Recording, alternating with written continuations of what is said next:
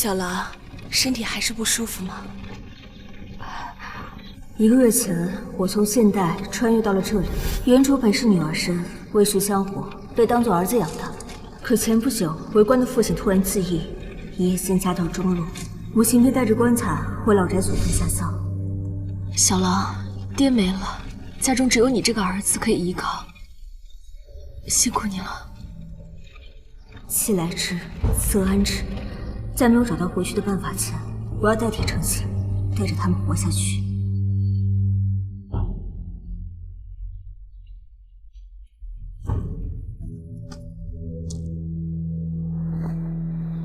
南翼城市2房长子程清，携小娘和大姐拜求老宅开门，为先父下葬。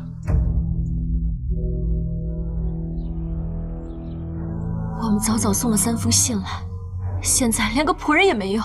老宅的人就是故意不给我们开门。当然是故意的，不是老宅的人死绝了，而是不想搭理我们这孤儿寡母的。姐姐，无妨，再等等。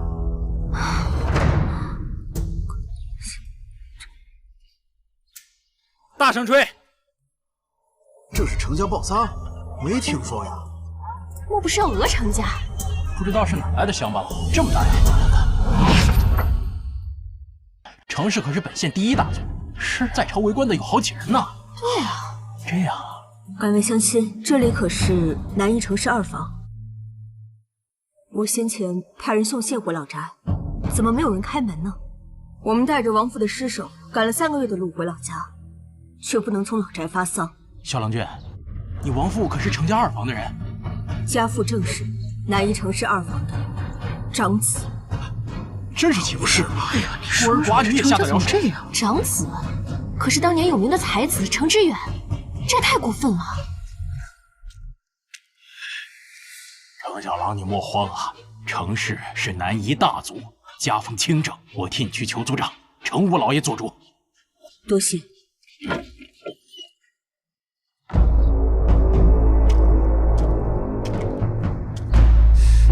各位街坊，何事在我程家门前吵闹啊？程三爷，这么大一棺材，你假装看不见呢？小侄程清，见过三叔。你有何事？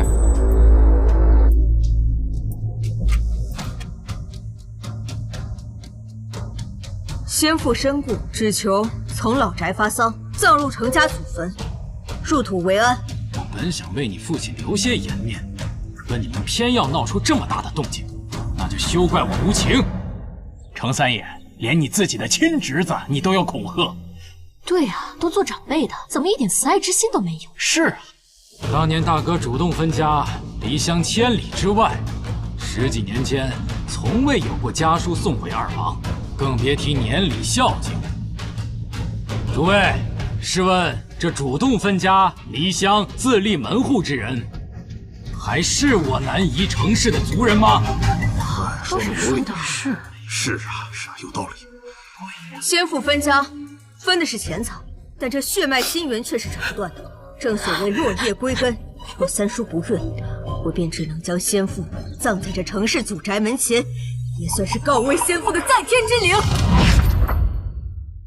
你休要在此吓唬人，我倒要看看你有没有这个本事。哎，程五老爷到了。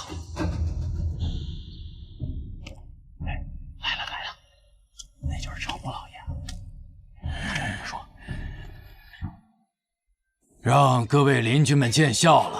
这本来是我程氏族内的事，却闹得邻居们不得安宁。程清啊，虽然你的父亲已经分家，但你们父子还是写入了族谱。我以族老的名誉问你，你是否只要求你的父亲能够葬入祖坟？族长，万万不可！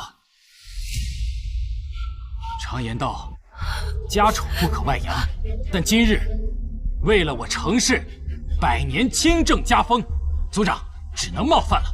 说，大哥10几年来从未有过供奉，视为不孝。身为朝廷7品命官，去年洪灾的赈灾银两落到他的手里，却所剩无几。钦差未到，便畏罪自杀，此为不忠。贪污赈灾银两，灾民死伤惨重，视为不义。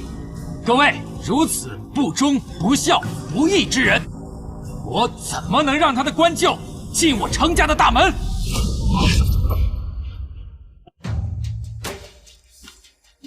当年先父李家放弃了本该继承的全部家产，都留给了二房，这也叫不孝。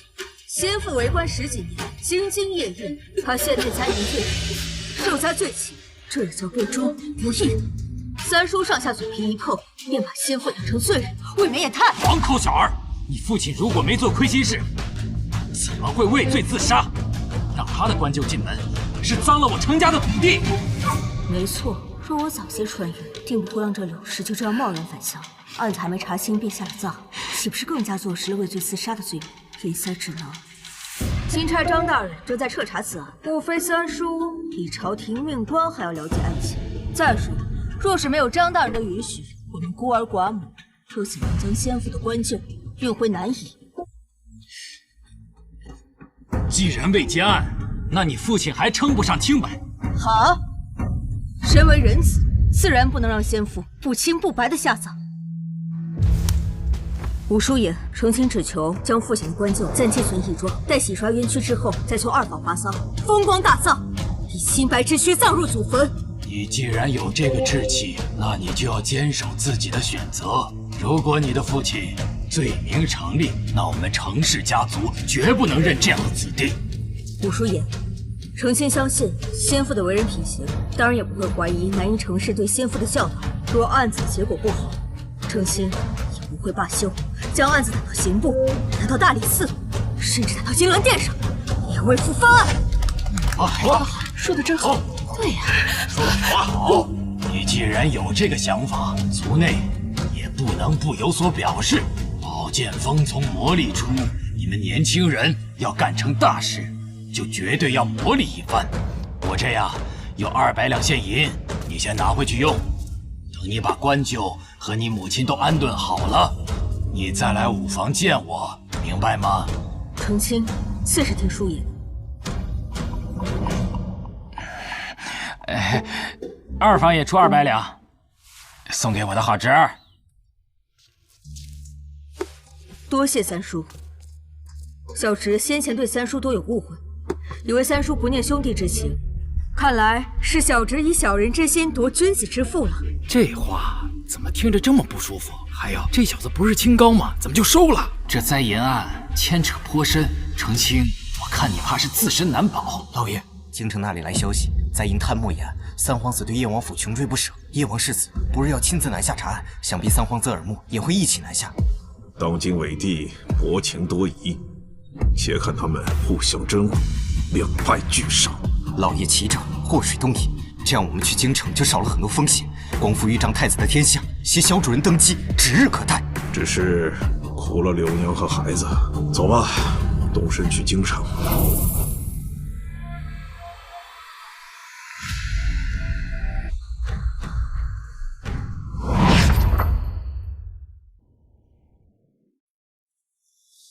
小郎，你为何要收下三叔那200两银子？老宅的人那样欺负我们，在父亲生前就不和老宅来往了。你这样做，岂不是让他们看清了我们？母亲，如果不算从天而降的400两银子，家中还有多少银子？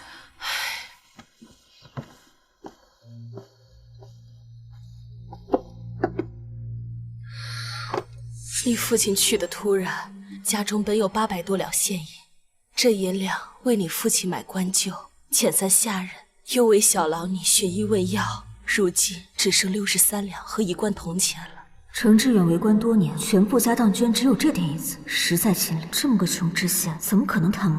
母亲，小郎，如今家道中落，就不必讲究以前那些排场了。我这头面和衣服送去当铺也值个400-500两，总好过向老宅的人低头。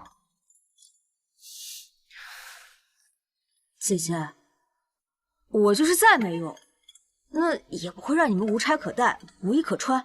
那别家女眷有的，我早晚也能给你们挣到更多。我让母亲告知你们家中余钱，也是为了让你们知道，这银子是个好东西。我们可以和老宅过不去，可千万别和老宅的银子过不去。当年分家，先父分文未取，把所有的家财都留给了继祖母朱氏，人家会感谢父亲吗？不会，他们只会笑话父亲傻。今天三叔腰间挂着的羊脂玉佩，少说也值个180两，比我们家全部现银都多。那就是父亲曾经放弃的家产。小郎，你要重新争家产吗？不必，我只想说，老宅的银子，咱们大可花得心安理得。那也不是继祖母从娘家带来的，而是我们二房立祖世世代代辛辛苦苦攒下来的。可借了老宅的银子，他们就有理由搓磨我们了。母亲，借不借银子，老宅都会和我们过不去，我们只能迎战，当不了缩头乌龟。程小公子在家吗？朱太夫人，请您到程家老宅一叙。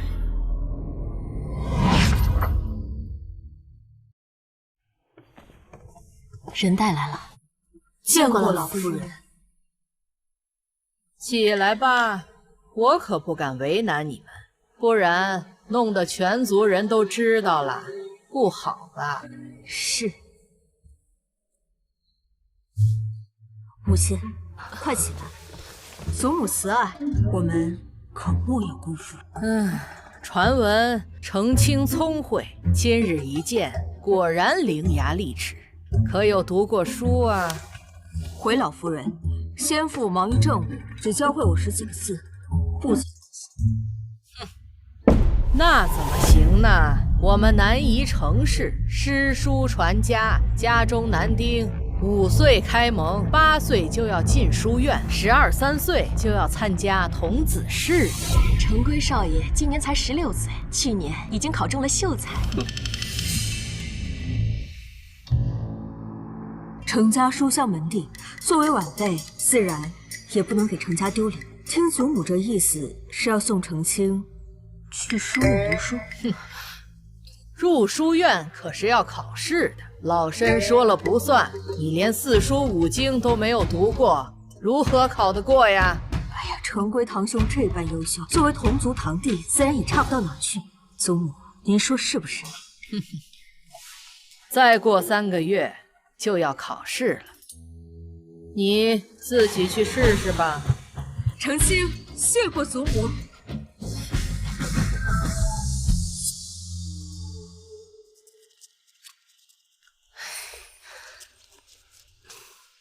小郎，你想要参加科举，你是女儿身，这可是要掉脑袋的大罪。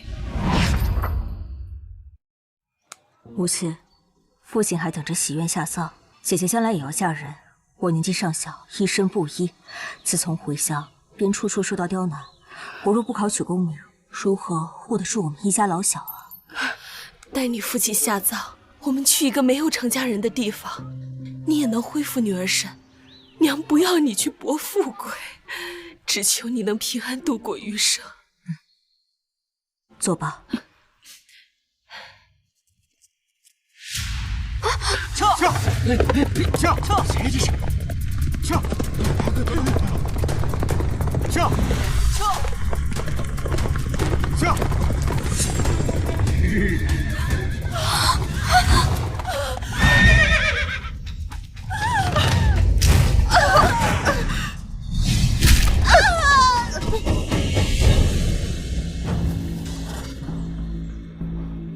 陈贵，又有人在你家门口打秋风。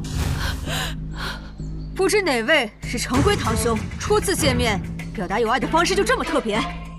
一个病秧子，脾气还不小，难怪之前能闹出这么大的动静。见过伯母，刚才我替这位朋友道个歉，他只不过想跟堂弟开个玩笑罢了。开个玩笑，母亲，我们还是快点走吧。这二房可不是我们弄来的，被当成上门打秋风的穷亲戚不说，搞不好还丢了性命。你怎么像个刺猬一样？母亲，我服你。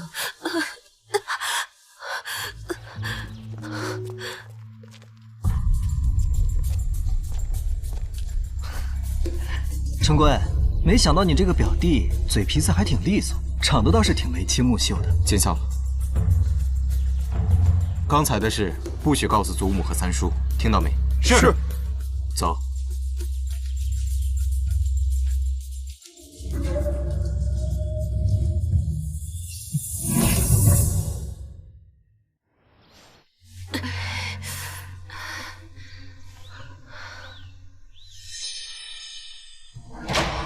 是欺人太甚。母亲，我去给您请大夫。用药就涂上，揉一揉就行了，不用请大夫。就是不请大夫，也该找个医婆前来看看，这万一伤到筋骨可怎么？惠娘，劳烦你去请，最好是找一个口碑好、嘴碎的医婆。医术好就行了，为何要嘴碎？母亲受的委屈必须要讨回来，我一定要给这个堂兄好好上一课。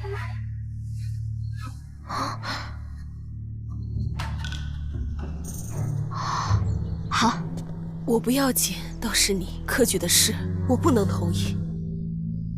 光天化日，程圭就敢这样欺负人。若父亲的死被定性为畏罪自杀，别说朝廷不问罪，这二房也不会放过我们。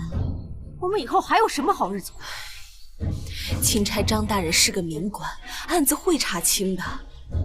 母亲，与其把希望寄托给别人，不如靠我们自己的努力。没有人可以当你一辈子的靠山。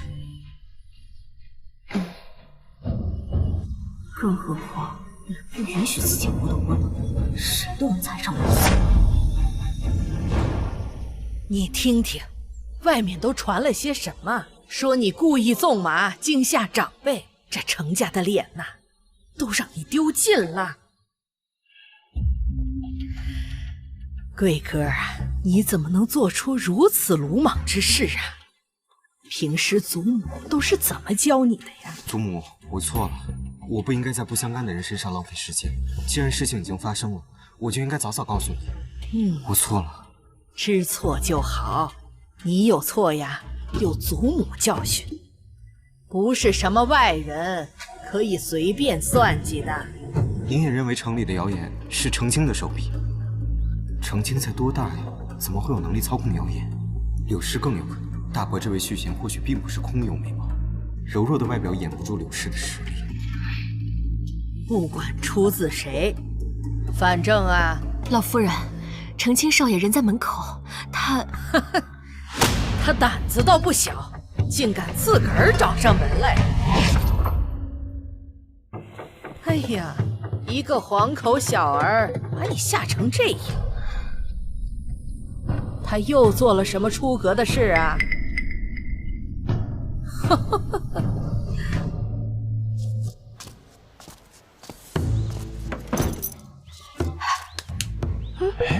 这么多铜钱，什么呀？这是程小郎，这又是何故？对呀，这是怎么回事？诸位乡亲想必已经听说这几天的议论，说我回乡是为了上门打秋风，这名声我肯定要传杯的。怎么能这么说？所以便将三叔赠我的200两银子悉数奉还。我们也听说了，还听说你那堂兄纵马吓人，这都是真的？当然不是，也不知道是谁胡编乱造。我母亲啊，确实是扭伤了脚，但也确实和程圭堂兄无关啊。是。你这孩子，何至于此啊？祖母，三叔送我的这200两银子花掉了些，仓促间凑了一些铜钱，还请祖母找人清点清楚。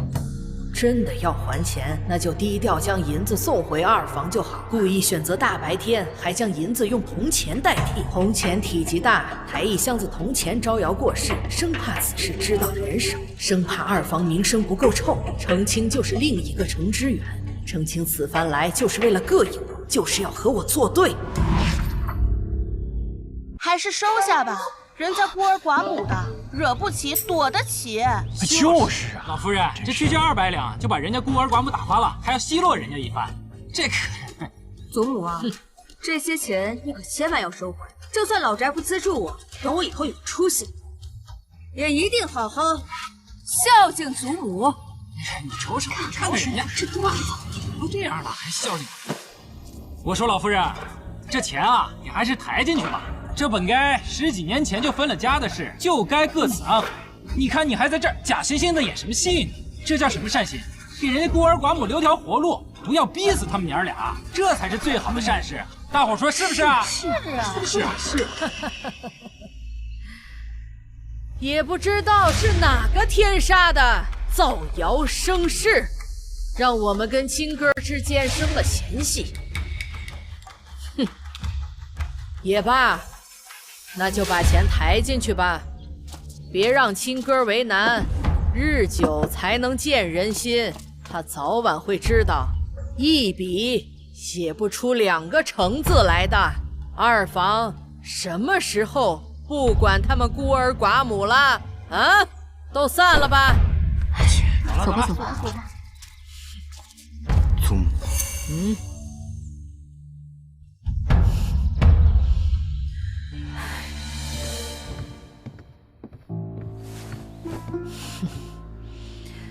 老夫人，你也看见了，这个程青小小年纪却充满心机，他若将来得了好，少不了给我们添麻烦。这小子实在狡诈，精明的过了头。但陈龟少爷是一心孝顺您的，正是为了龟哥，我才不得不防啊。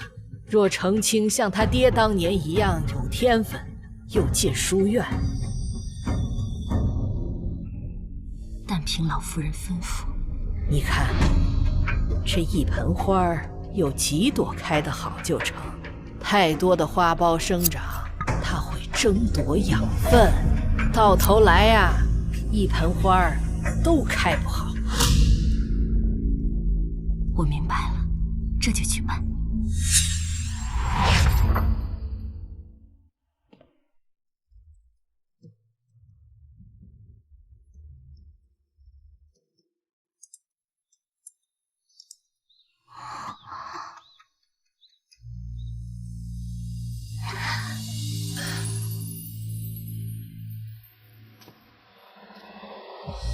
娘，大姐，程青先走。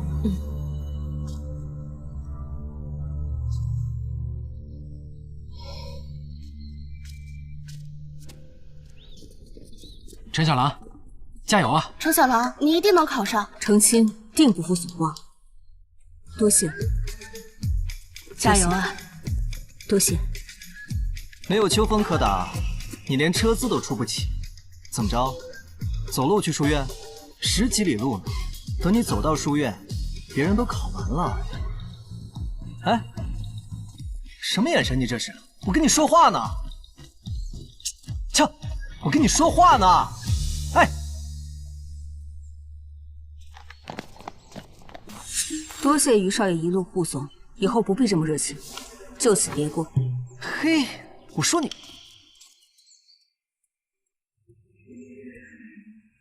倒要看看你到底有什么本事。你们只有1炷香的时间，不可喧哗，不可交头接耳，不可夹带作弊。书院考试现在开始。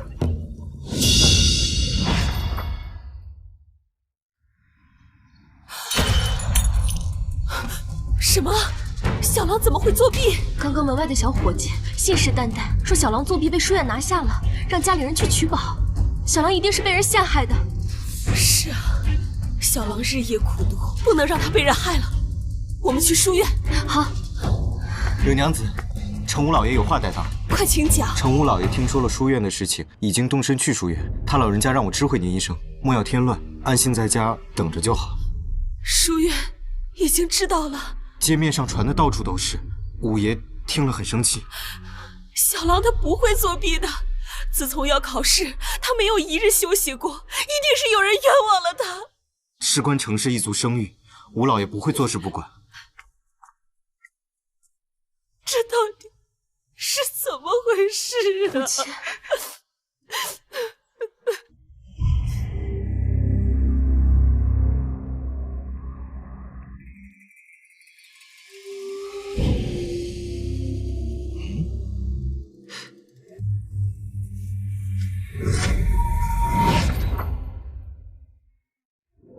夫子，有人扔纸条。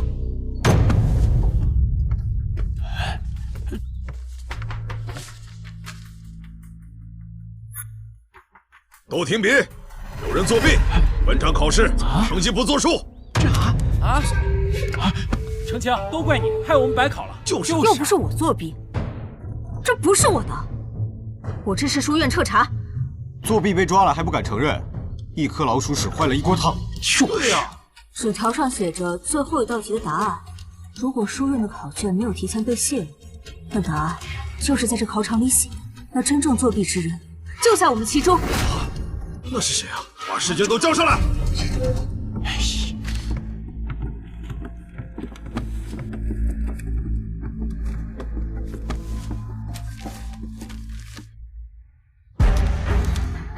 字迹没有相同，程清啊，你还有何可辩？不行，这总归也不是我的字迹。夫子，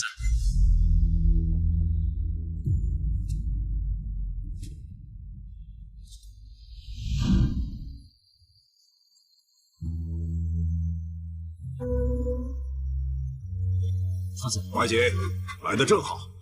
这帮小子无法无天，竟敢在学院入学考试中作弊，被抓了个现行，还不肯承认。怀瑾，孟怀瑾，孟介人。早听闻这孟怀瑾虽家境清贫，却过目不忘。入院以来，回回考试都是第一。现如今已有举人功名在身，是南医书院的活招牌。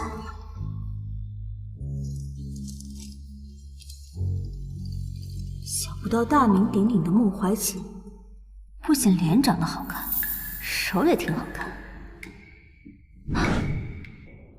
程清，这最后一题你可会做？会做。那便写完。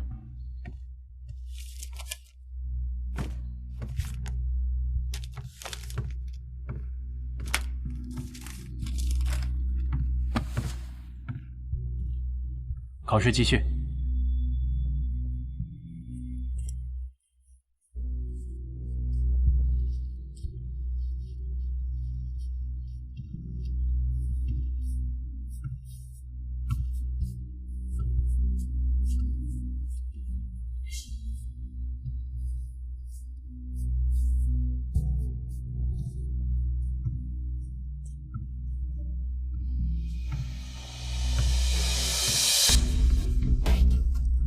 好，交卷。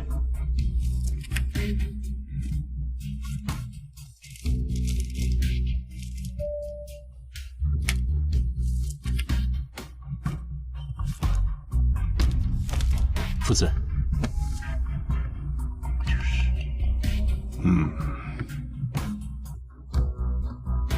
你，还有你，可以走了。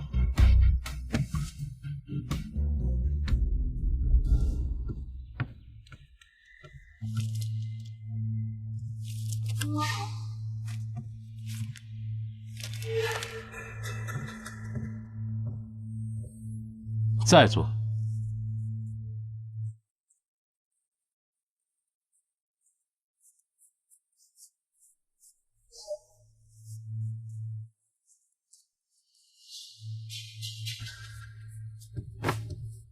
停笔。交卷。你可以走了。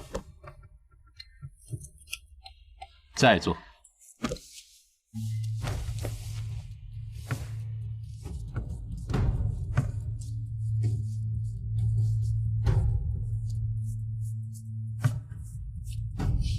放笔。再做。这到底是作弊了没有？再做，再做，再做。不写了，手腕都心疼了。我也不写了，这样能查到作弊的吗？这是书院，不是你孟怀瑾的后院，折腾人算怎么回事？这是你们来南医书院的入学考试，我代表南医书院来调查清楚。你这是偏袒，因为作弊者是程氏子弟。好好一个介元，也要拍程氏的马屁，毫无风骨。拍程氏马屁？没有程氏建立南医书院，宴请名师，孟某便没有今日之功。我感谢程家是应该的，况且我已经知道作弊之人是谁。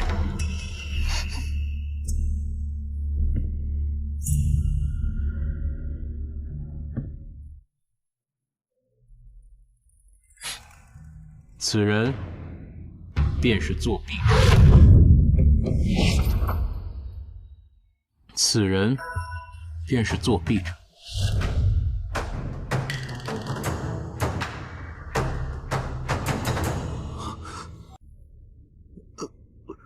我，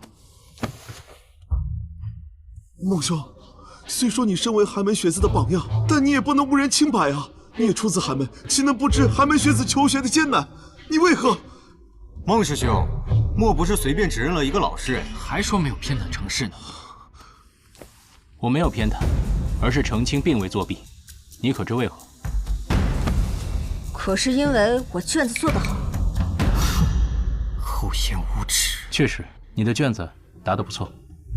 孟某人再不济，但是在科考学问上还是略有心得的。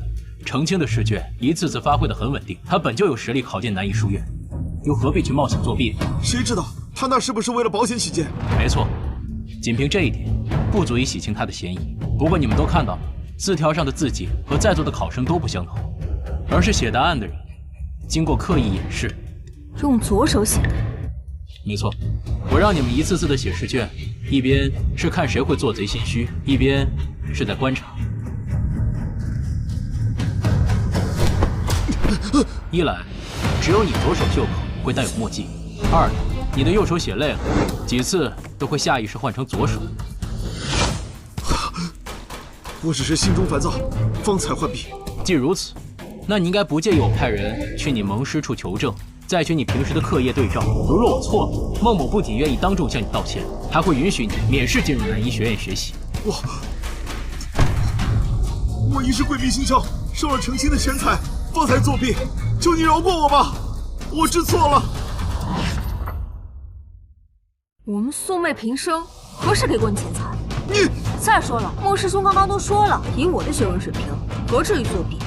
我们孤儿寡母都要靠族里接济，哪来的闲钱？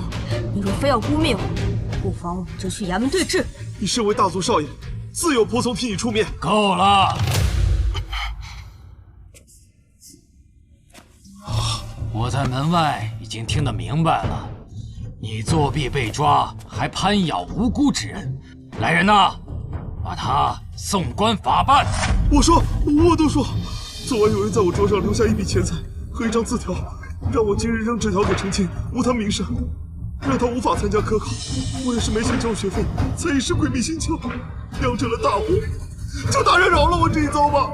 你既然如此，也可以不必送官，但是你行径恶劣，南医书院永不录用。3日之后重新考试。程清啊，放心吧，幕后之人，老夫一定会一查到底，绝不能让你受不白之冤。眼下你还是跟老夫一块回城，你的母亲和姐姐正在等着你呢。叔爷特地赶来主持公道，程清自是相信叔爷。好，咱们走。于显，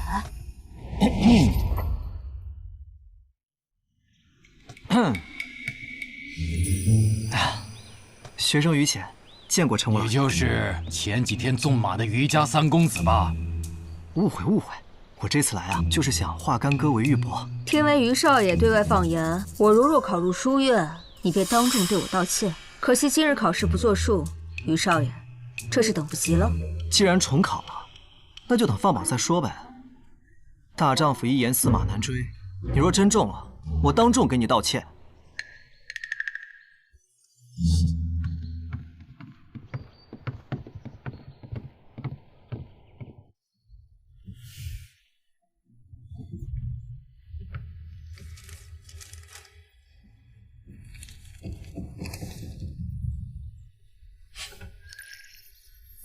程清，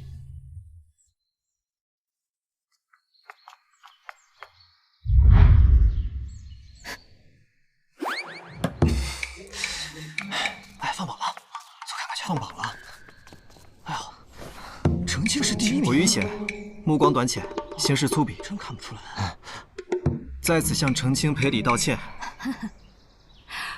快请起，于公子能屈能伸，程清自是不会计较。得意什么呀？这才刚入学，离科举还远着呢，说不定也只是碰巧。不是巧合。程清，恭喜了！以你的天资，加上勤学苦练，中举指日可待。师兄谬赞。不愧是孟介元，话说的可真好。你是不知道，这小子没正经读过书，我们南医书院可是人才济济，哪里轮得到他呀？于三公子，这是不服。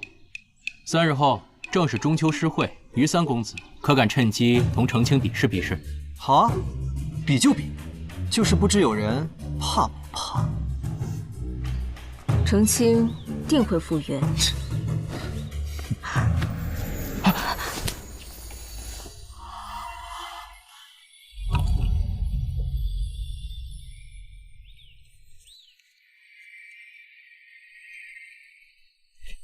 考试那天我就发现了，你的手比普通男子要小不少，说是女子也不为过。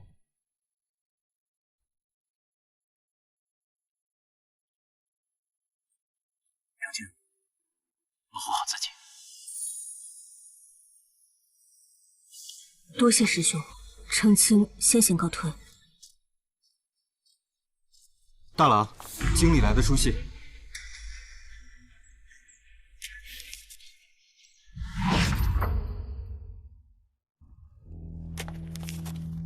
看来叶王世子已到南夷查灾银贪墨案了。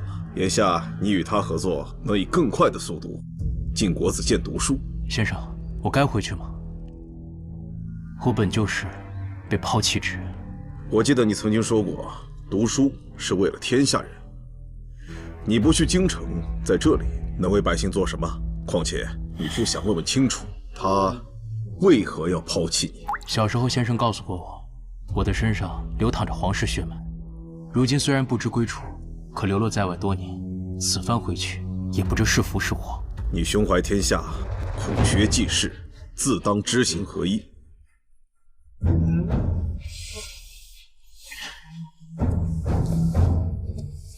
先生教导的是，与天下人相比，怀己的苦不算什么。哈，只是叶王世子送来的账本，你作何打算？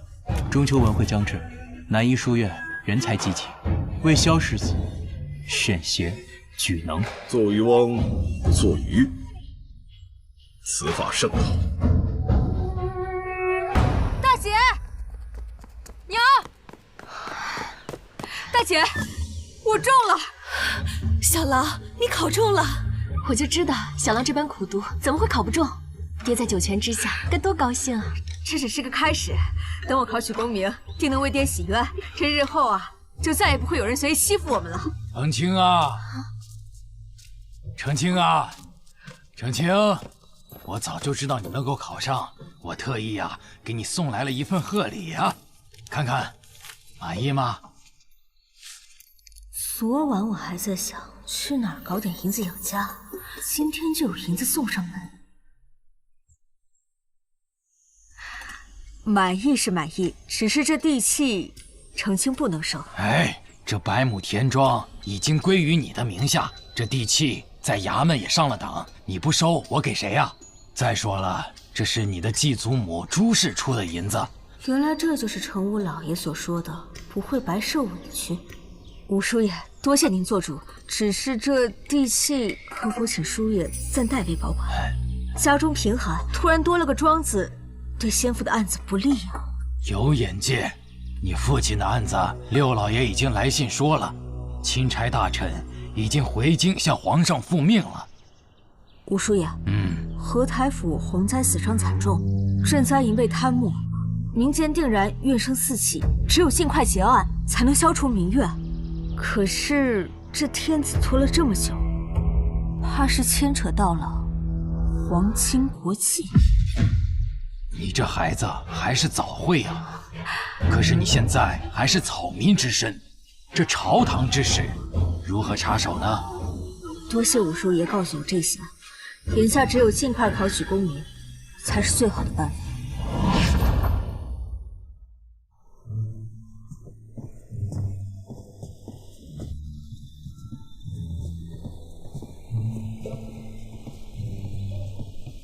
这每个灯笼上各有一题，答对者记1分。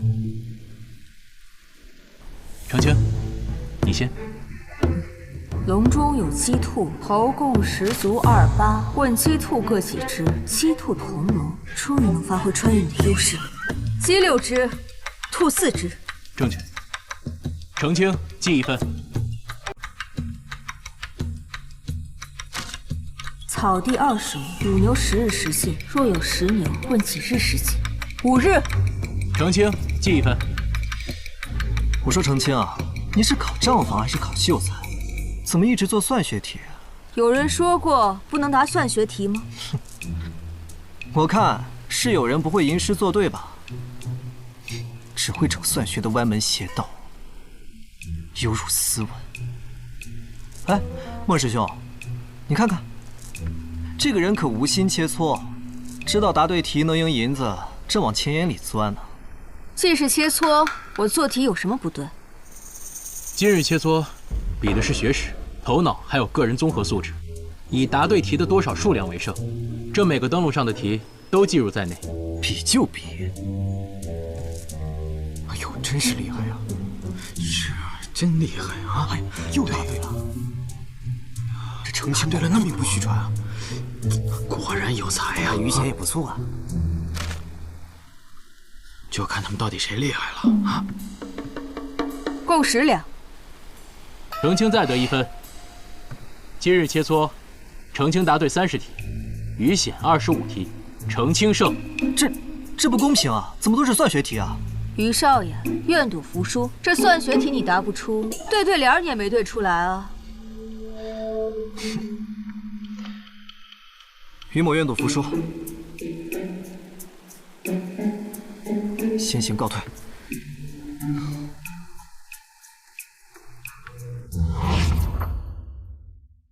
银子拿来。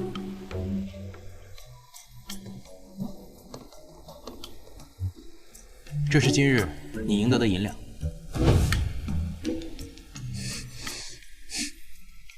这么多，多谢。你很会算账，小小年纪45经都不曾读，怎会想起专研算学？先父说我性格粗糙，难学圣人大义，便让我多学算学，磨砺心性。原来如此，我还以为只有后宅女子才会学管家理账。师兄，莫要打趣。今日比试你虽然赢了，但对的大半都是算学题。我看你吟诗作对是半点也不会，书读的还是太少。从明日起，每晚我给你补习1个时辰，如何？能让孟师兄私下补习，必定事半功倍。可我总觉得他已经看穿我的女儿身，万一些数过多掉了马甲可怎么好？澄清，你晃来晃去干什么？快进来。哎，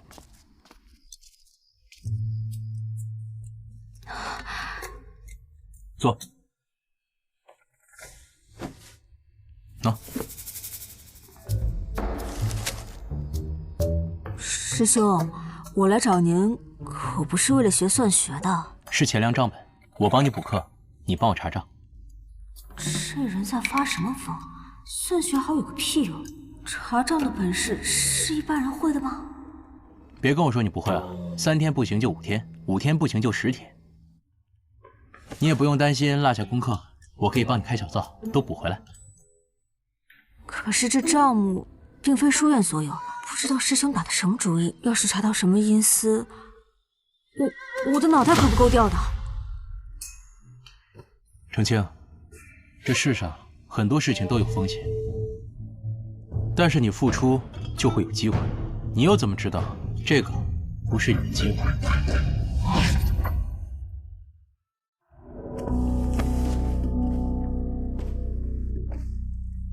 我知道你想科考入仕，为父洗冤，但你想过没有？如果你父亲被定罪，你连科考的资格都没了。我言尽于此，若是你还是不愿意，可以随时离开。孟师兄的人品，我自然相信。可是此事你知我知，澄清不希望有第3个人知晓。但你可知道，这账本是谁给我的？此事我不能答应你，但如果你把账算好，账本的主人可保你科考资格。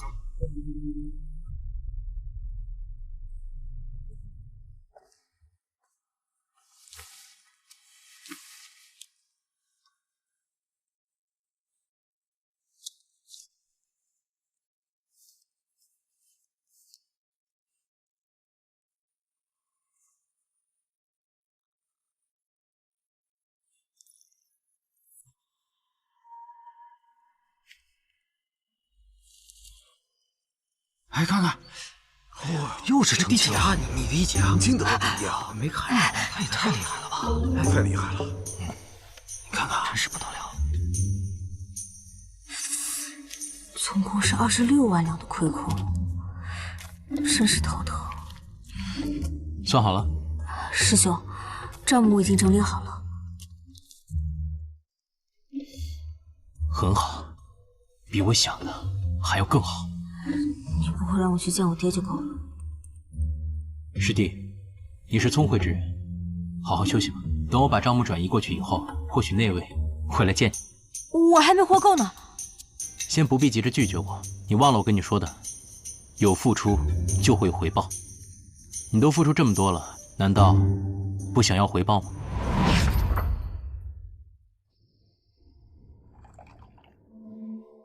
程公子，请进。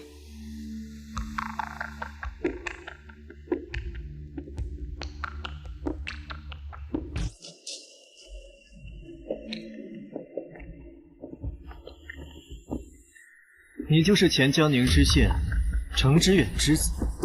在下程清，先父正是江宁知县程知远。把你知道的都说出来。26万两白银就是我的答案。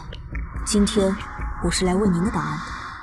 你父亲不是自强，他是中毒身亡，被人挂在了悬崖的房梁上，伪装成自杀，不过是替罪羊罢了。如何敢肯定？抱歉，我不是质疑你，只是此事官司重大。你父亲的棺椁存放于义庄，我已命人验了尸。敢问尊驾是？大大，无妨。等你科考入仕，早晚会知道。不过，你真的该感谢孟怀瑾，若非他再三推荐，我是不可能会见你。你父亲的案子，南一城师根本无力周旋，只有我能获得清白。尊驾是否是朝廷新委派的钦差？我不是钦差，你也不用乱猜。我本来就没想隐瞒遮盖。皇帝之所以将此案搁置，是因为牵扯到了叶王。见过师姐。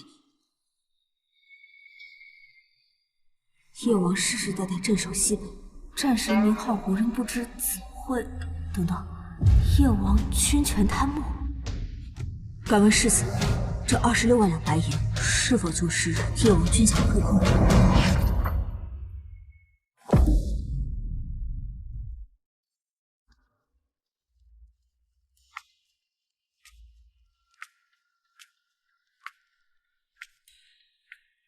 孟怀瑾说的不错，你胆子很大，是个人才。那么程清便是猜对了。朝中有心之人，的确想借此案将灾银贪墨推到本王的头上，但我萧家世代忠良，又怎会拿灾银去填补军饷的亏空？怕是功高震主。你已知道我的身份，又查清了账目，已然是上了叶王府的船。程清，你怕不怕？若我说怕，还能下得了船吗？能下船的只有2种人，第一是叶王府的人，第二便是死人。叶王府家大业大，怎么会看得上我这样的小人物？不过我要为父翻案，世子又不想背着黑锅。既然目标一致，程清愿意在账目上为世子所用，而世子帮我翻案，也不过举手之劳。你倒是和你那师兄一样，不怕被吓唬，但你凭什么觉得我会和你合作？你别忘了，账目已然查清楚。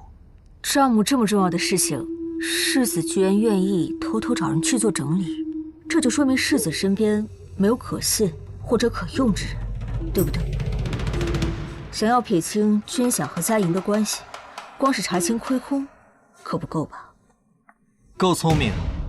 况且，听闻天子向来忌惮兵权，早年间借皇后娘家顾家军打败了先太子豫章，才继承了皇位。可这么多年来，只有皇后一人活到现在。如果不查清楚，保不好萧家军就是下一个顾家军。够！程清既然愿意当这马前卒，便有法子一试。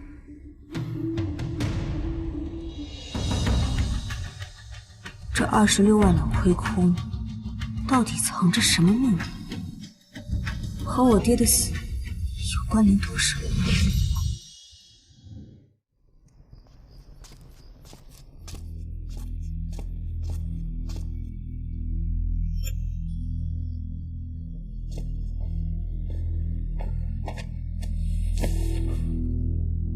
怎么会有2个账本？这个是原本的账目，这个是我做的假账。什么意思？那日我拒绝了世子的招揽，可是我想为他翻案，但原本的账目漏洞百出，所以我才做了这个假账。不上世子的船，他会信你吗？我敢说，我做的账目就是户部来查都不会有漏洞。幕后之人想要揭露叶王府真相亏空的事实，嫁祸佳音一案。难道叶王真的敢拿出26万两白银巨亏的账目吗？世子来南夷不能久留，留给你做账的时间不多了。可是师兄，你天资卓越，为什么不好好读书，考取功名，非要和叶王府搅和在一起呢？我不是叶王府的人，但我要进京。我答应帮世子去做账，他便可以引荐我去国子监读书。原来师兄是借花献佛，借成亲献世子啊！你胡说什么呢？现世在即，这几天继续过来，我来帮你补课。好。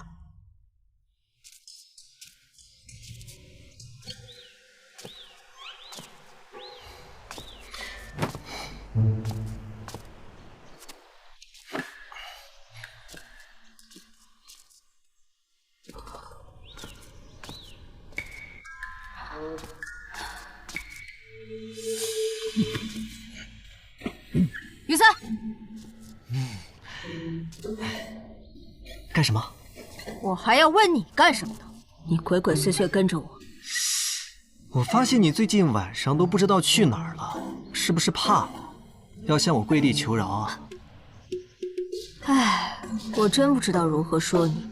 我们之间只不过是有些小过节，你又何必这般斤斤计较？我真怀疑你。怀疑什么？怀疑你看上我。有些少年郎幼稚得很，我年少目暗，却不敢直视自己的内心，却想尽一切办法吸引对方的注意。如果真是这样，我决定原谅你。你精神病吧？还我喜欢你？开玩笑！黄脸小矮子，你也不撒泡尿照照？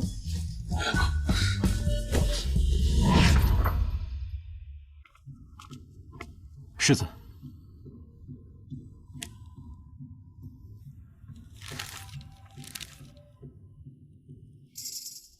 你还是不愿意做本王的人。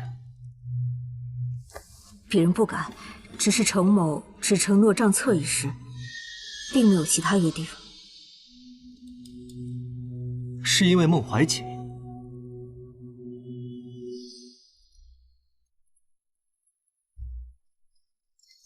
他不愿意为叶王府效力，你便也不愿。世子，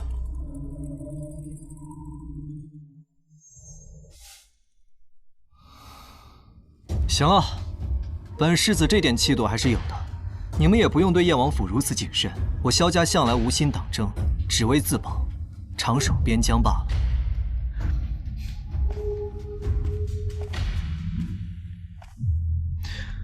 放心，账本已经到手了。回京之后，我会为孟怀瑾铺路进国子监，程之远也会沉冤得雪，买卖公平。本世子说话向来算数。谢世子。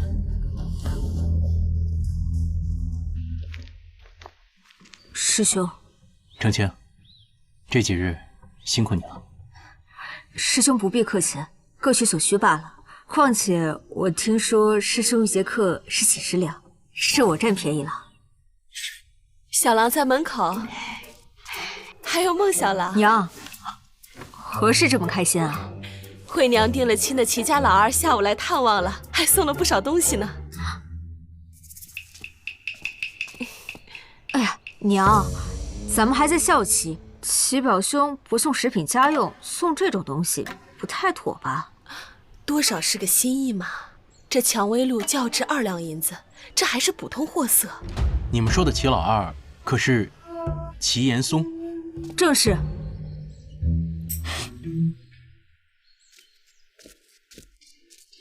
此人我认识，前几日刚考入南医书院，夜夜宿在那明月楼。什么？带我去！齐表兄，小弟仰望云月楼头牌已久，听闻齐表兄他夜夜笙歌，请，可有此事啊？会好。不说了，确有此事。干了啊！听闻这头牌长得温婉可人，齐表兄是如何独得青睐的？让小弟也学学。没想到表弟也是同道中人啊！无非就是送点胭脂水粉、蔷薇露什么的。那万一对方不收呢？那就送给别的姑娘啊！你得挑贵的送，再写几封信表忠心，对不对？啊，如今程家家道中落，让齐表兄娶了大姐，确实有点委屈。不知齐表兄作何想法？家中长辈不愿意我娶表妹，但我心悦表妹啊，愿以贵妾之位安置表妹。除了不能给予正妻之位，但一切待遇都比照正室。我程清的姐姐居然要沦落到给别人做小老婆！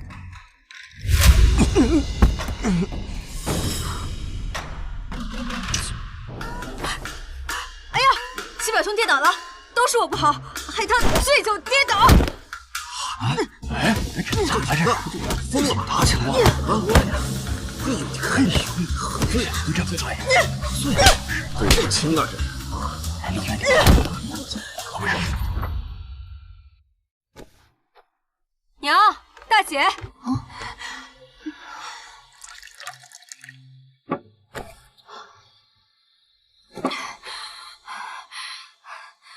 齐岩松，她不能嫁。小郎，你在胡说什么？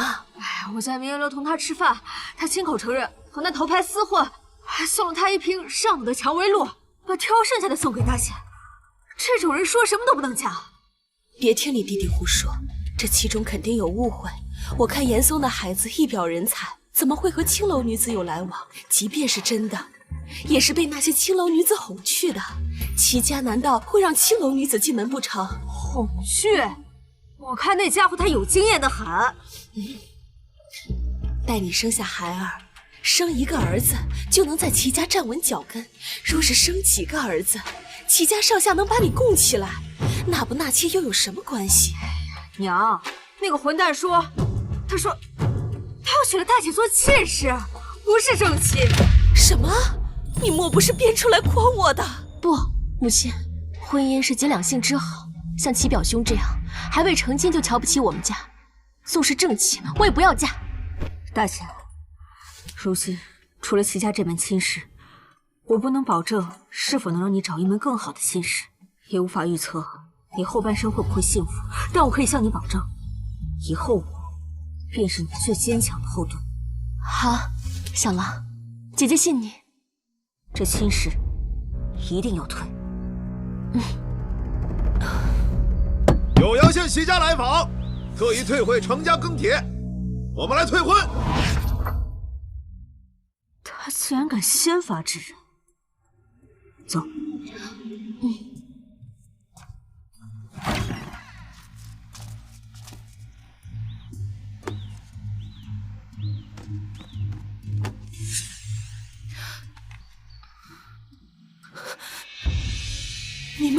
你们齐家如此大张旗鼓来退婚，不顾我惠娘的名声和体面，你们是要逼死惠娘吗？这说的是哪里话？我们家严嵩和你家小儿吃了顿酒就变成这样，我们可不敢忍。齐老爷来的正好，免得我再去一趟永阳县。齐老爷这是知道了令郎的所作所为，无颜面对我们程家，所以才主动提出退婚的吧？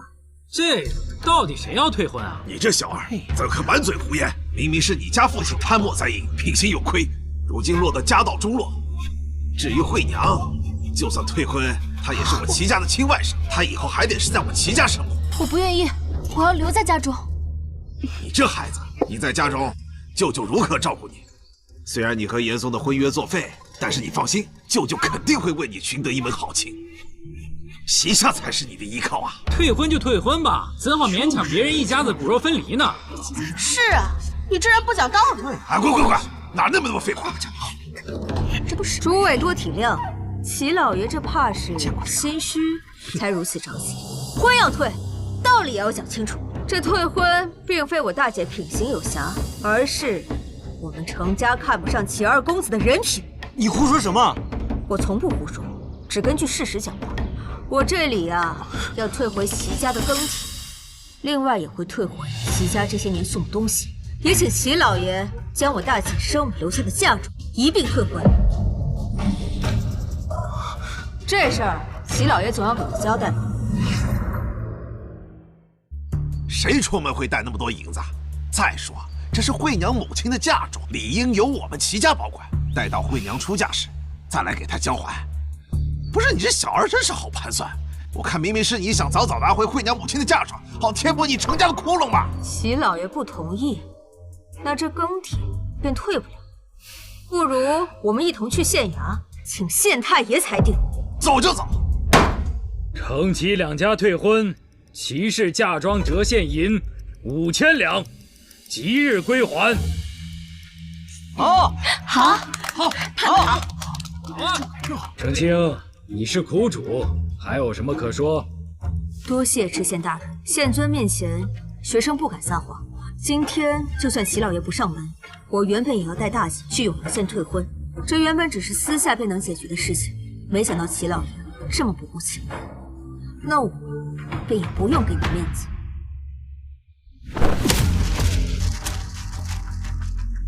这些是齐二公子与明月楼头牌互诉衷肠的信物，与庚帖一同退还给齐老爷。哎呀，这写的都是什么呀？你可真是不知羞耻！齐公子赎身，要娶青楼头牌，这婚该退呀！就是，程青小子，这惹祸的东西！知县大人，这分明是这惶恐小儿弄虚作假，折辱我儿名声啊！若是假的，齐二公子不会这般着急。再说了，是不是齐二公子的字迹？难道齐老不是一看便知吗？对了，还有一事，齐二公子花了几十两银子送上等的香露给头牌，转头就花几两银子送劣等品给我大姐。不想我把这香露打翻，这银子我可一定要还。齐老爷，你可千万要收下。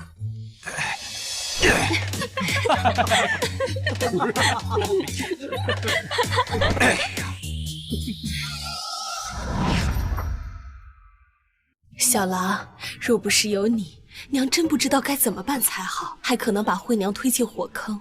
你明明是女子，正因为是女子，才能更好的保护你和姐姐。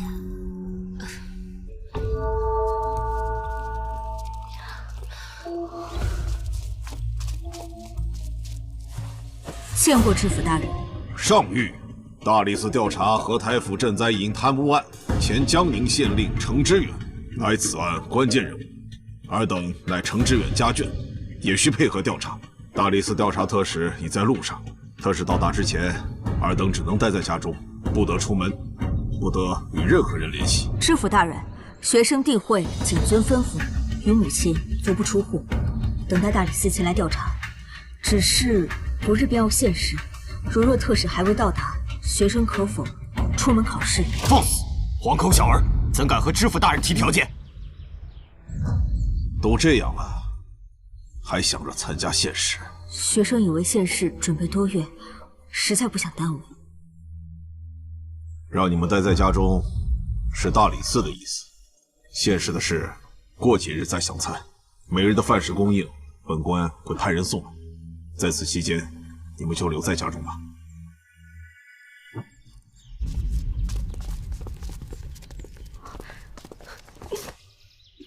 母亲，不必担忧。小郎，你好像一点都不惊讶，是不是早就知道了？我早有预料，或早或晚，朝廷总要给在营谭木安一个交代。我一直期待这一天。可是要耽误了你的现实。我提为于知府，是于显的父亲。你之前和于显起过冲突，他们莫不是借此机会故意为难你？母亲，车到山前必有路，到时候我自有法子。若父亲的罪被定死，那我考取功名又有何意义？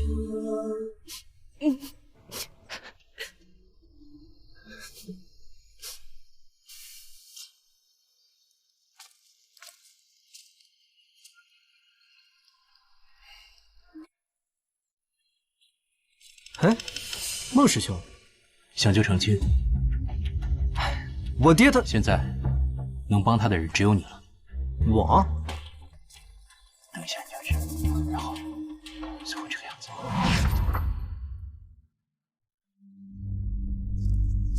哎呀，今日这报考，这小王还能出来呀？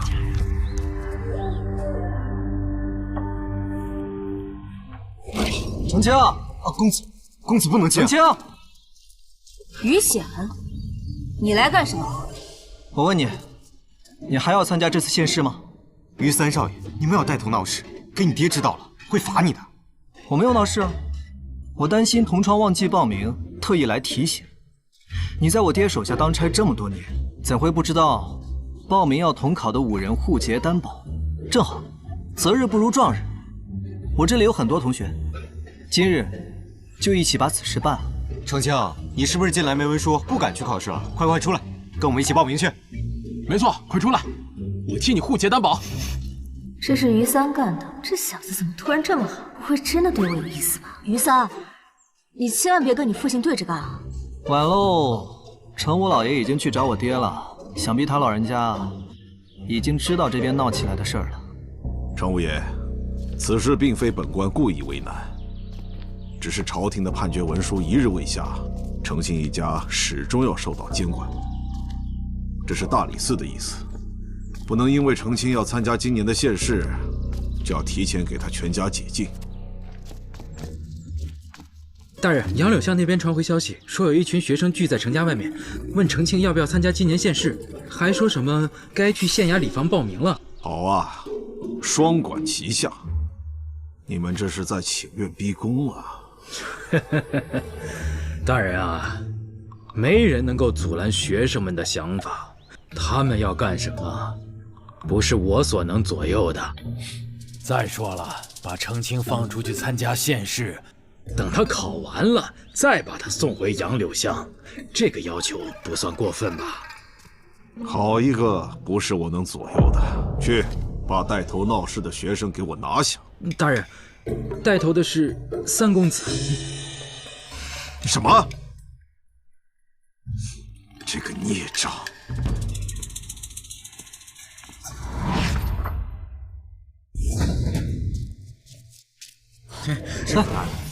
知府大人，爹，你怎么来了？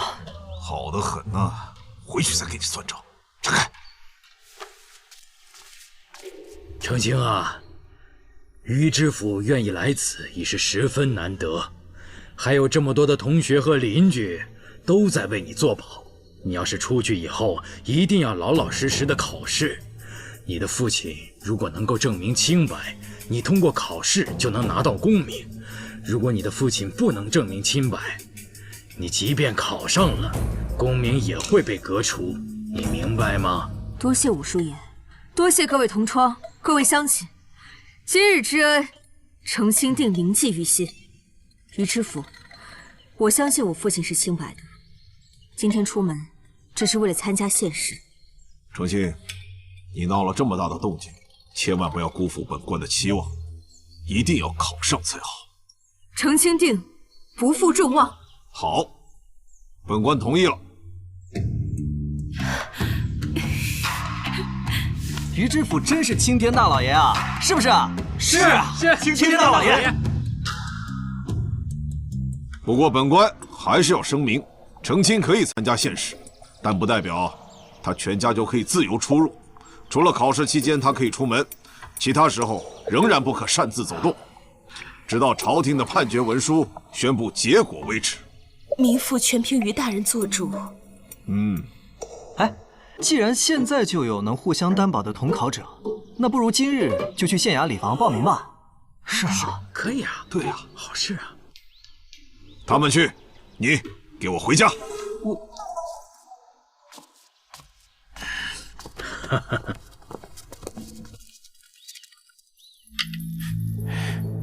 程青这步棋走得不错，在他心里，我现在已然成了小人了。献考一事你也算帮了他。萧世子可曾有说过让你何时回去？等献考结束，贪污一案尘埃落定，我倒想看看这个程青能走到哪里。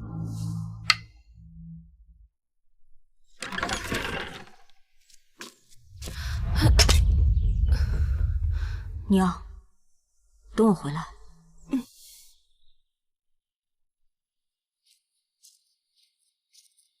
哎，就是你程青嘛，他怎么出来了？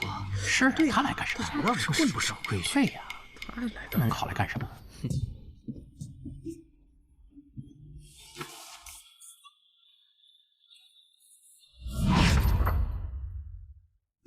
出成绩了！出成绩了！小狼，出成绩了！恭喜程公子，本次县试，程公子高中头名。哇！哎呀，小狼，恭喜恭喜恭喜恭喜啊！恭喜啊！就说嘛，这程家没有差的人。恭喜恭喜，苦尽甘来。恭喜了，程青啊！听说你得了暗手，我们来祝贺你。太阳从西边出来，来者不善。多谢老夫人。怎么得了暗手，连老祖母都不认得啦？祖母，您这话是什么意思？你这左亲右邻的，一个个喜气洋洋，不知道的还以为你得了状元呢。祖母，那就借您吉言，程青好好努力学习，争取考个状元回来。牙尖嘴利，罢了，且让你得意一时。等你父亲的案子判下来，你那暗手也就是虚的了。什么意思啊？这是京里来的消息，你那好亲爹的案子判了，贪墨栽款，好好的少爷，你们就准备收拾收拾，准备流放吧。老夫人，你是在开玩笑吗？这案子还没判呢。是啊，这要是真判刑的话，怎么会没有人前来宣读圣旨呢？程家二房老爷才升了京官，想必快马传来了京里的消息吧？哎呀，那这岂不是说小狼的暗手不是白考了？我还送了礼。哎呀，有其父必有其子，他父亲贪墨，他考书院作弊，有人庇护他才入的书院读书。这暗手还不知道是怎么来的，你也配？没准也是程青何在？程青何在？速速焚香备案，跪下接旨。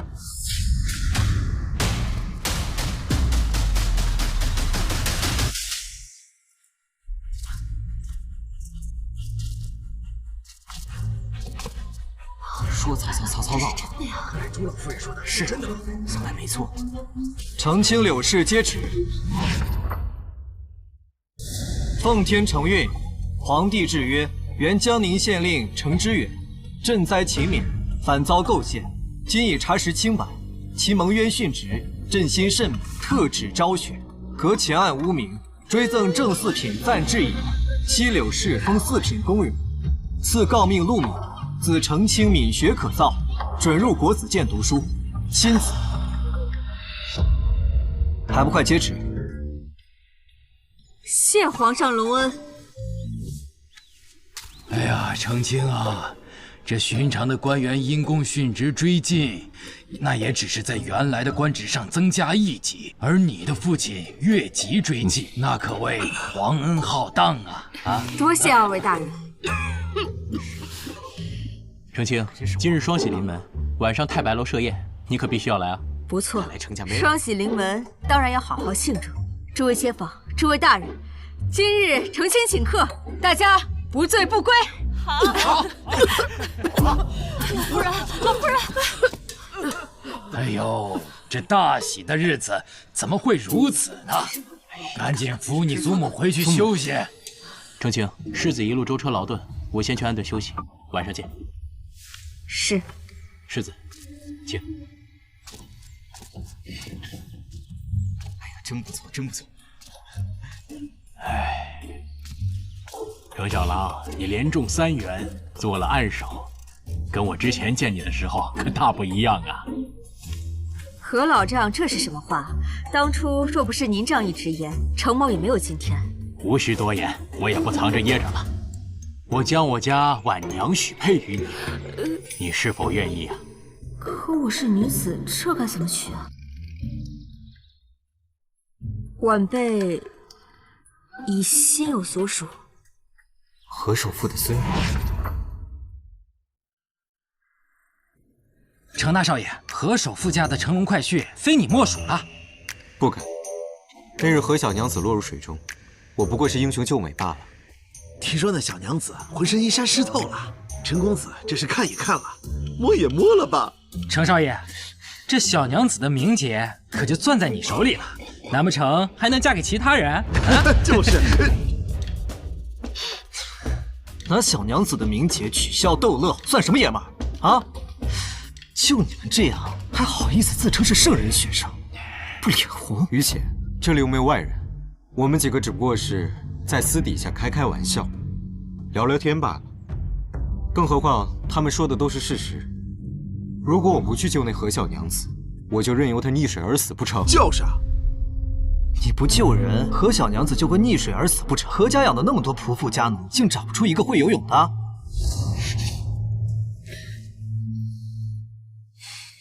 不可理喻。走。哼。于三，没想到你会替何家说话，到时有几分可爱。别转移话题了。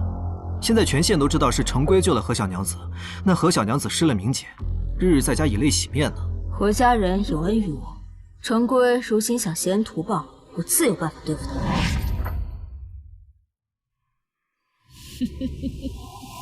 贵哥，你可真是个有主意的人呐，竟然想出这么个英雄救美的法子抢亲呐！祖母，我要是不抢亲的话，那不是便宜程青那个小子吗？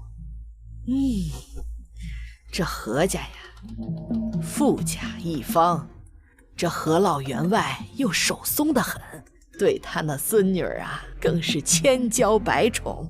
你就等着吧，到时候陪嫁一定少不了。不过祖母，距离上次何小娘子落水已经过去好几日了，咱们要不派个媒人上门提亲？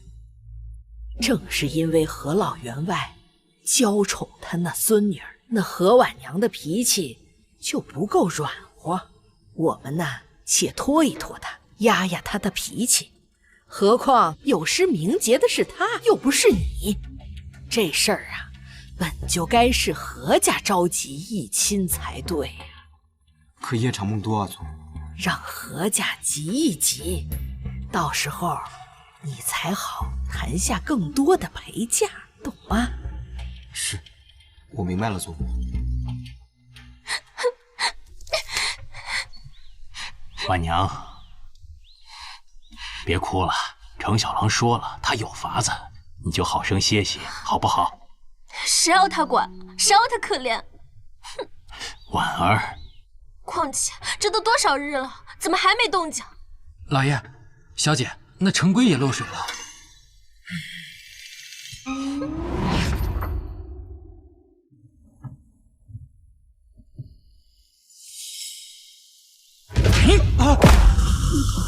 公子莫急，奴家会水。公子莫急，奴家来救你！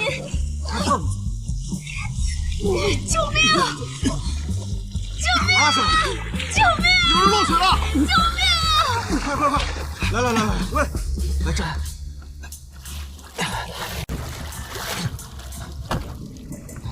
这没事吧？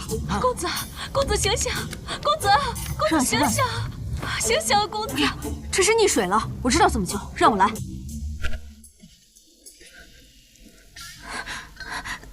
我实在没有力气了，换你来，中途不能停顿，最好还能用嘴给他渡气，兴许还能救过来。快快！那奴家力气大，快！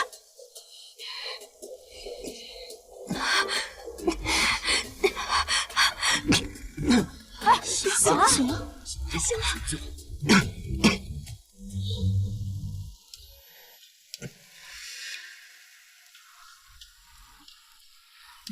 方才是谁下水救我？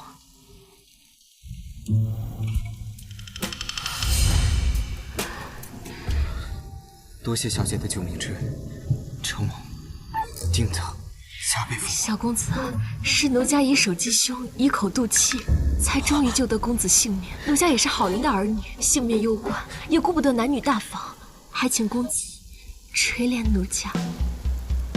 哎呀！龟兄这是开心的昏过去了。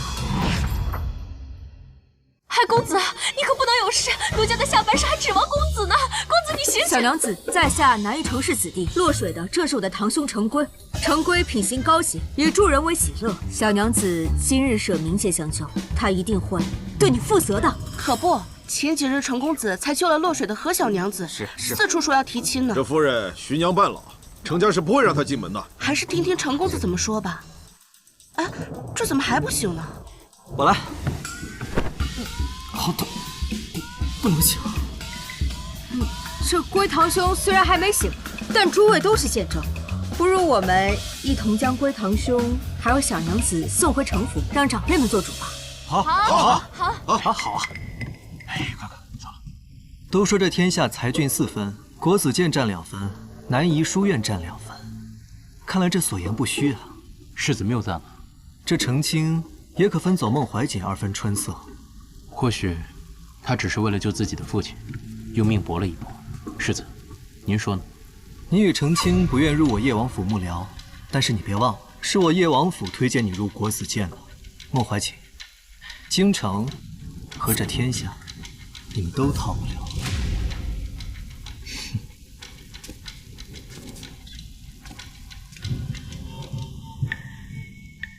哪来的贱妇，竟敢赖上我家龟哥？如此明显的算计，以为我程家会认账吗？祖母，这位妇人真的救了龟堂兄，不顾名节，亲也亲了，摸也摸了，各位都是看得明明白白的。哼，你这婆娘竟敢欺负我母亲！儿子都有了，哪儿来的冥界之说呀？奴家确实为未嫁之身，这孩子是奴家的养子。没错，在下作证。这女子虽在外做了多年的暗娼，但并没有嫁人。好啊，还是个继子。怎么，不能从良吗？程小公子若不对奴家负责，奴家就一头撞死在这儿。如此的设局，害我们死不足惜。人家真的是救了程公子，程家怎对救命恩人喊打喊杀呢？就是啊，这女子可是有失名节啊。既是救人，和名节又有什么关系呀？我要报官。祖母，报官就不必了。您也说了，名节和救人无关，那程青就再次替何小娘子谢过龟兄了。这名节一事都不必再提。您说呢？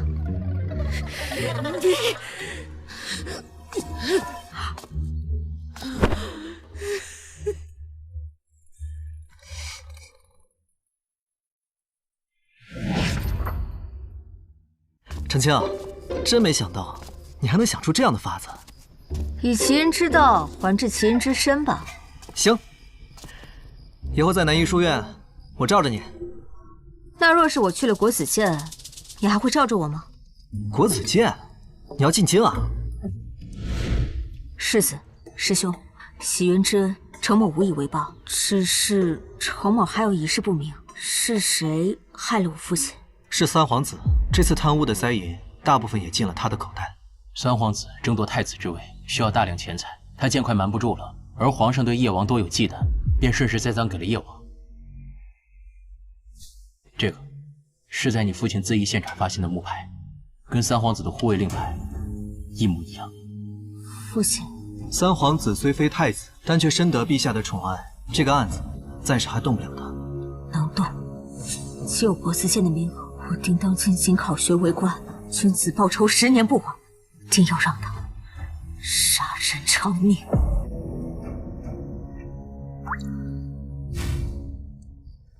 于三，你还是好好在这儿待着吧，少让于知府操点心吧。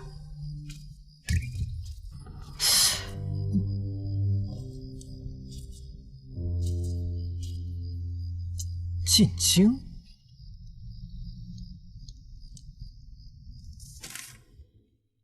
先帝澄清，贪墨灾淫一案多有得罪，但你我早已身在其中，我并不后悔。京城诡谲，你既然心意已决，我不多劝阻，在京城等你，怀瑾。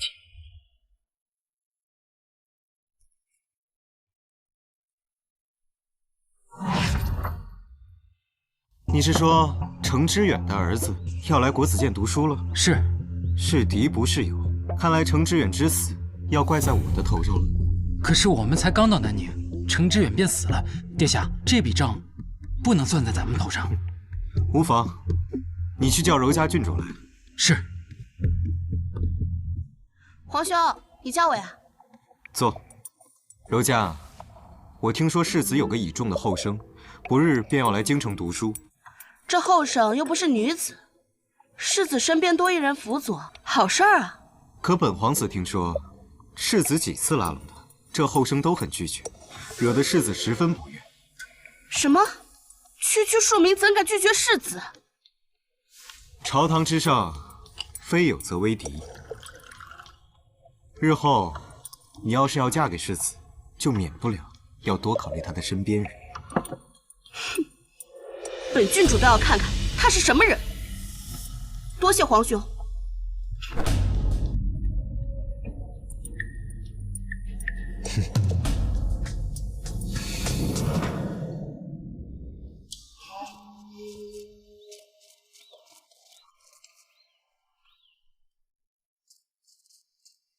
你就是程清？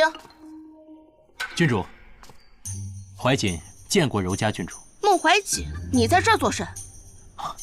程清是我的师弟，前来接他入京。这位是柔家郡主。见过郡主。程清，萧世子笼络你为幕僚，你为何不答应？柔家郡主，干什么呢？世子，程清他怎可对你如此无礼，拒绝你的邀请？是吗？他拒绝了我，连你都知道了。13皇兄，我给你的书信为何不回？那信里都是皇家密事，当聊微信。草民自丑。我还以为你刻意跟本世子保持距离。程某不敢。那程清可愿一同用饭？倒也不必。程清，你怎可对世子如此无礼？程某只是想尽快去国子监安顿。你竟敢拿桥？国子监是吧？你给我等着！3日内，本郡主定让你滚出国子监！3日内，本郡主定让你滚出国子监！那3日之后，我还在国子监呢。你想怎样？若我还在国子监，希望郡主之后不要再找程清麻烦。好，你给我等着！你才刚来京城，这狼闻着味儿就来了。说你入我叶王府，本世子可保你无虞。世子，程清还是好好读书吧。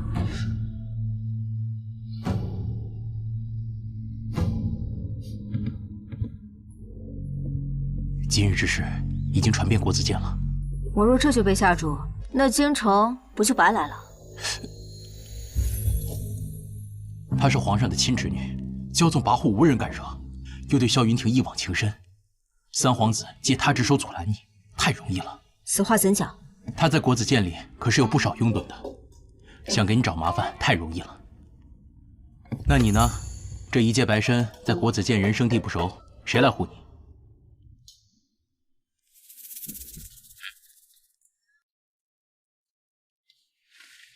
那不如孟师兄护我，如何？你出身国子监，又进了翰林院，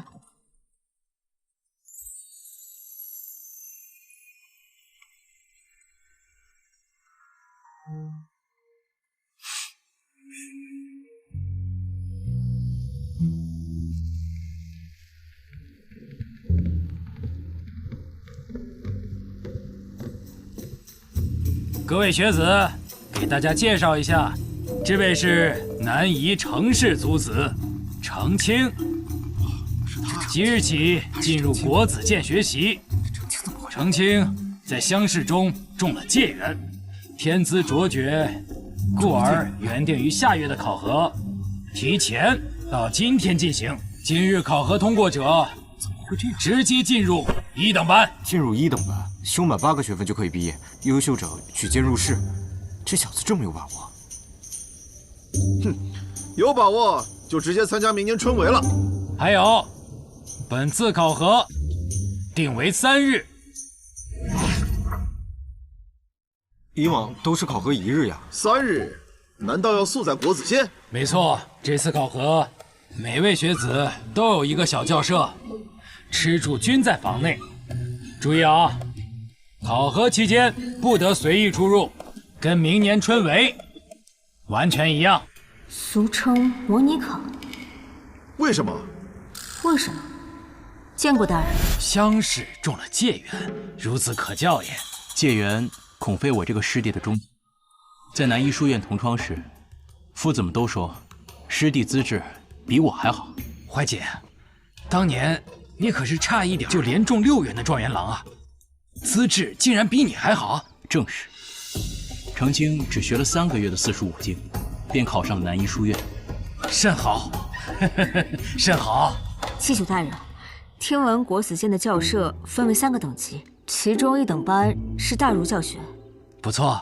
实不相瞒，学生想参加明年的会试，来国子监当然想入第1等班，只是学生不想让大人徇私，学生请求参加考核。这下次的考核在3个月后，即使程清考进1等班，也学不了多久便要考试了。大人，不知您能否将考试提前到明天？如果和会试一样，封闭考试3天，那么祭酒大人应该更清楚学生的水平吧？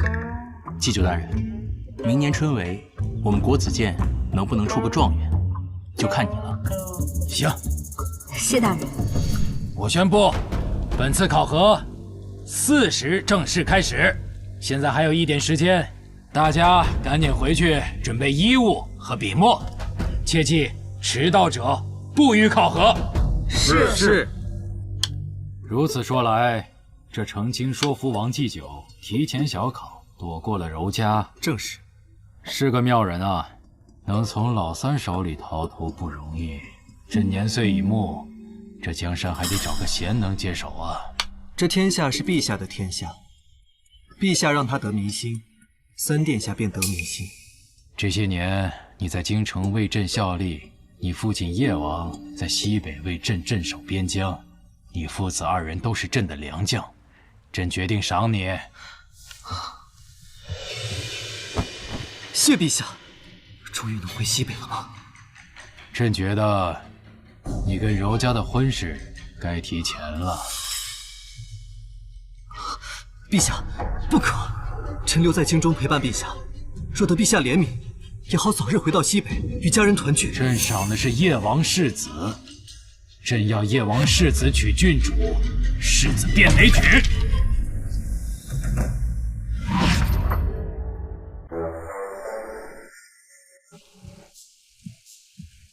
在国子监老老实实考了3天，比当年高考真是累多了。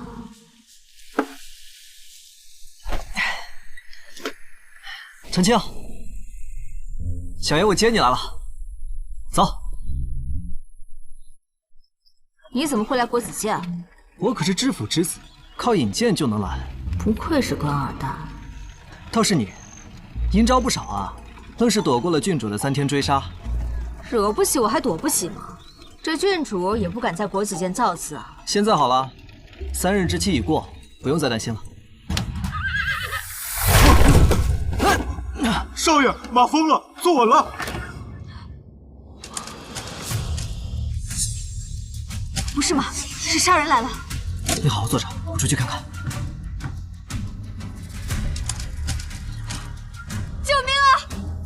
城监生了！我是一省建元，难以成庆，救命啊！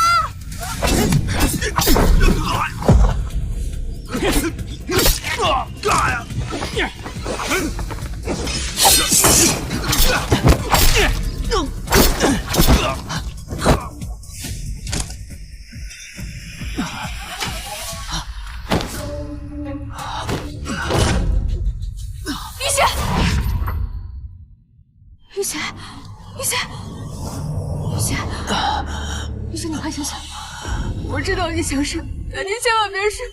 你要是睡了，你就醒不过来了。你要是死了，谁还来国子监找我？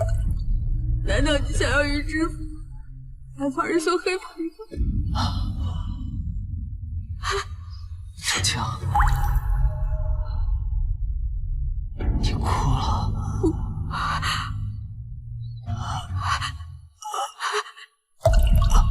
玉贤，玉贤，快，这怎么回事？这人受了重伤，这刀伤就肿了。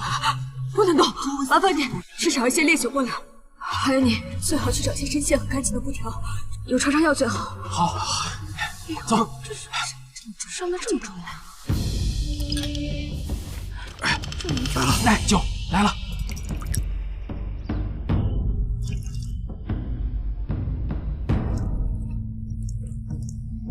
小狼，这能行吗？不能行，要是送医馆了。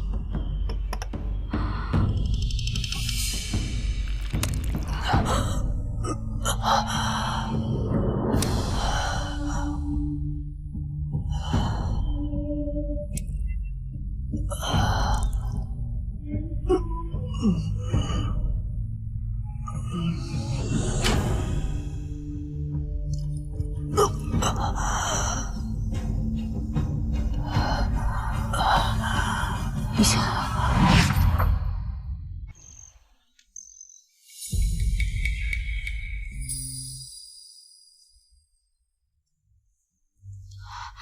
醒了，大夫，大夫！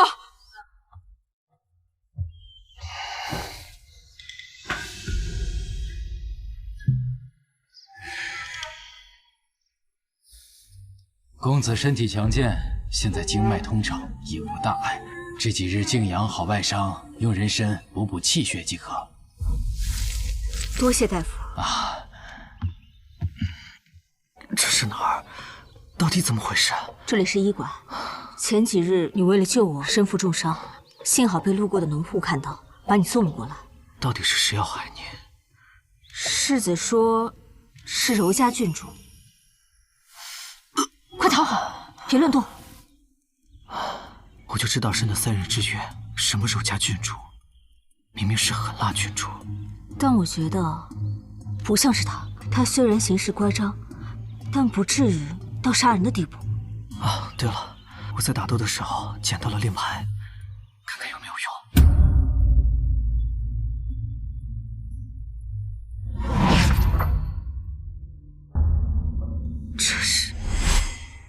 这个是在你父亲自缢现场发现的令牌，跟三皇子的护卫令牌一模一样。三皇子的护卫令牌？三皇子，你一介草民，跟他有何恩怨？我不能说，但这就说得通了。看来三皇子已经对我有所忌惮，甚至到了救我性命的地步。必须要马上强大起来，才有自保的力量。这你就从了。等小爷我好了，告御状去。我们刚刚晋级，籍籍无名，皇上连我是谁都不知道，又怎么会信我？你不是很擅长考试吗？有小爷我罩着你，放心吧。等来年中他个状元，不怕他不认识。程青，没想到还是没能躲过柔家郡主的暗算，连累于三公子了。师兄不必见怪，而且这幕后之人恐怕另有其人。此事我在明，理在暗。我有义气，你且安心读书。有事起奏，无事退朝。陛下，臣有事启奏。说。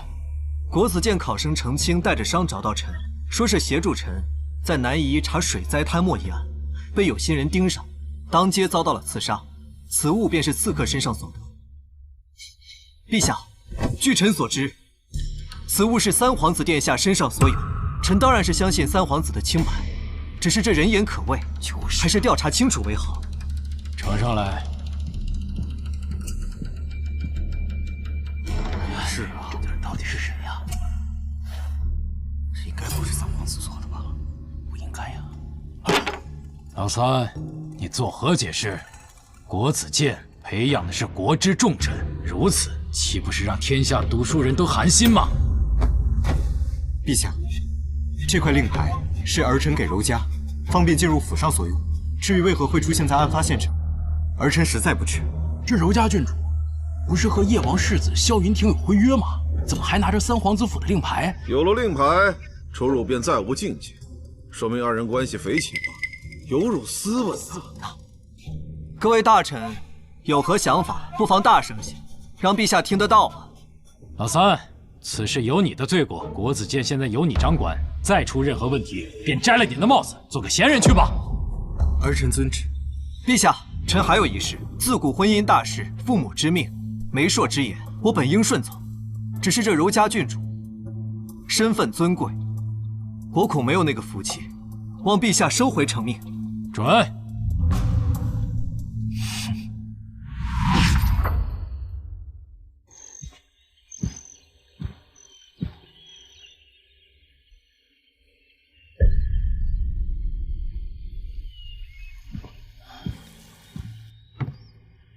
多谢皇后娘娘送来令牌，将公主暗卫借给臣。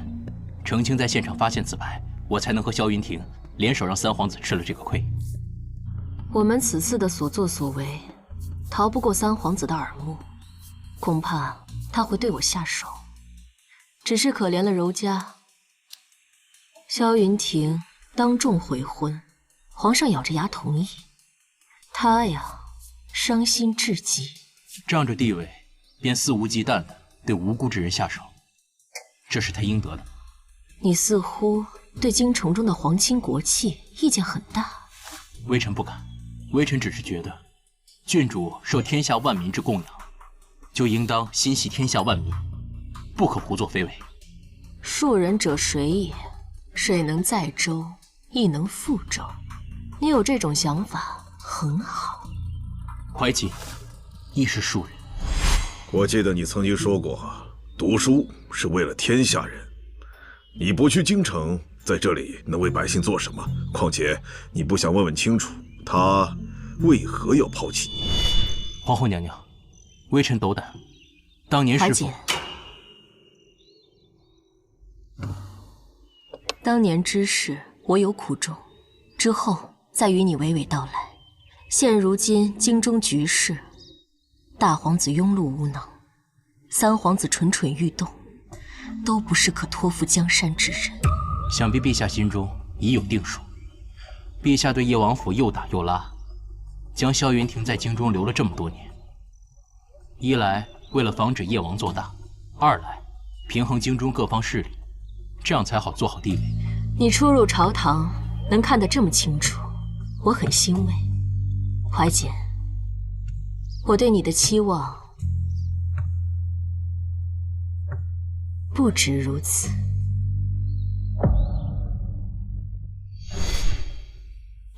师兄，这皇后娘娘怎么知道的我？皇后娘娘听闻你在国子监外遇刺的事情，特意召见，想安慰一下你，不必紧张。我可是第一次进皇宫，能不紧张吗？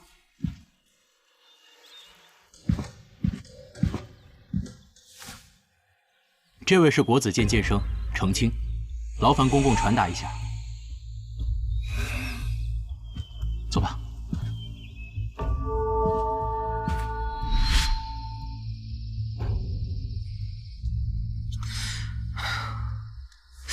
虽然说没有找到真正是谁动的手，但是皇上已经夺了柔家郡主的封号，也算报一箭之仇了。没那么简单，读书吧你。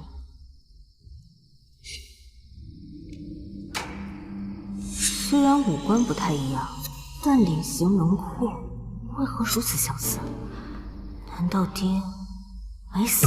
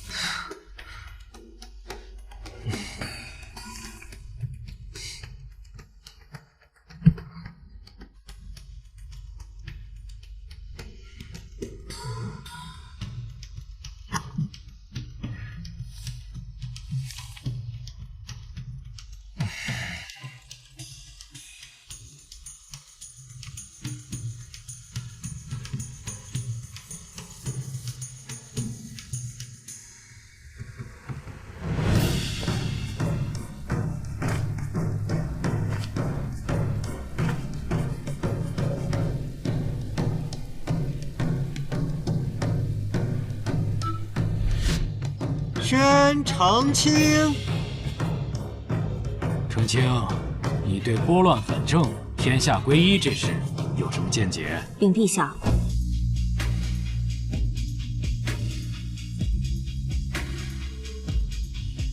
说得好，说得对，有道理。好，第一甲第一名澄清。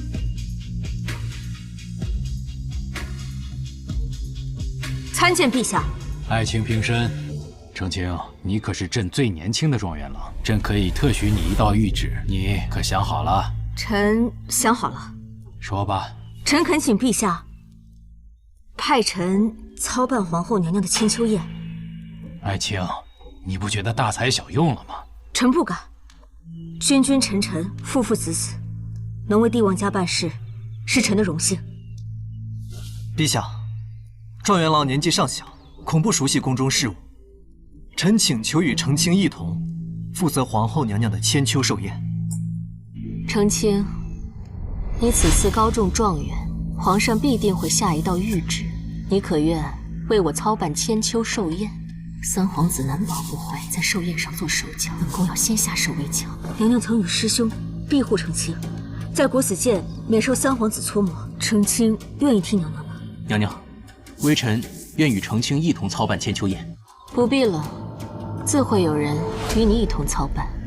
娘娘，澄清初入朝堂，他还未……师兄曾经说过，学成文武艺或与帝王家，只有将皇上的私事办好了，才有意想不到的结果。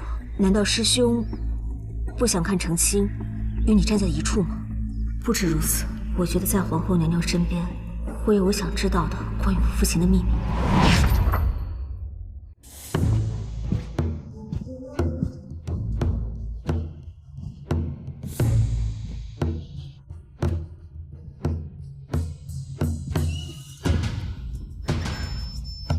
皇上万岁万岁！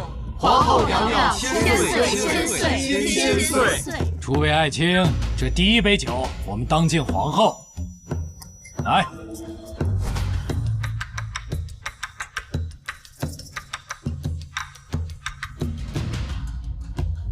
诸位，免礼。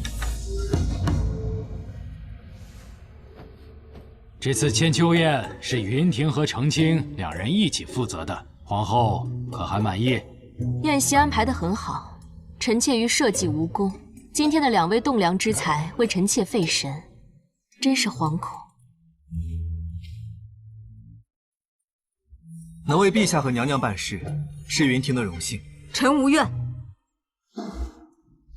父皇，儿臣准备的生辰礼，想必母后一定会喜欢。你有孝心，不错，拿上来吧。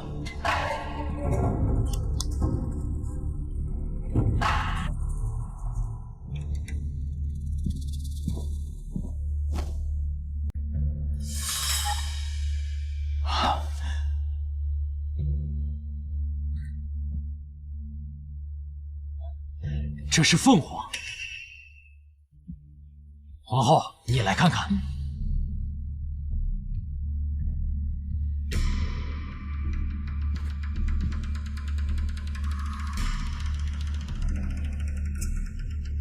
上天将这祥瑞之物借用3殿下之手，送到皇后娘娘御前。娘娘的圣德青天可见，陛下圣明，娘娘贤德。老三，你做得很好。来人，先把这个祥瑞送到皇后的寝宫。是。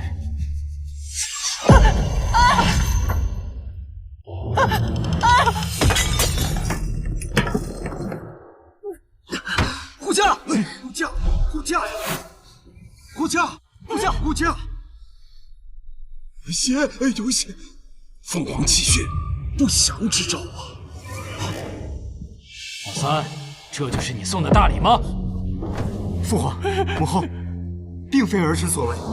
若儿臣有一心，怎么会冠上自己的名头来送礼呢？小的该死，小的刚刚脚下踩空了，真是该死。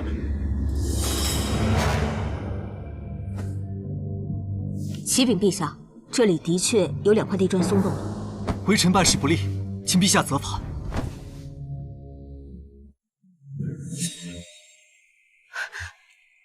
娘娘，住手吧！上天已是降下了警示，您的所作所为不会成功的。奴婢真的不……你在胡说什么？娘娘，回头是岸。来人，压胜之术，拖出去！娘娘，大胆无婢，竟敢陷害皇后娘娘！父皇息怒！皇上息怒！凤凰气血，不祥之兆，压胜之术更是不能触碰的禁忌。臣妾德行不修，无法天居国母之位了。臣妾愿意退居让贤，只求清白。皇后，快请起。皇后，你我夫妻结发多年，你的为人朕比谁都了解。这个宫女竟敢陷害皇后，其罪当诛。好一出以退为进。不过皇后虽然诬陷3皇子不成，倒是逼出来了3皇子安插在身边的奸细。陛下，小宫女竟敢攀扯皇后，其背后定有人指使。如若不调查清楚，娘娘今后如何料理后宫，如何做天下女子表率，臣愿戴罪立功。恳请陛下派臣去调查此事，还娘娘清白。臣也愿将功赎罪，尽一份微薄之力。请陛下下旨，彻查本宫居所坤宁宫。好啊，那就搜宫吧。正好朕也想看看躲在黑暗处的小人是如何陷害咱们皇后的。澄清、云婷，交给你们了。是。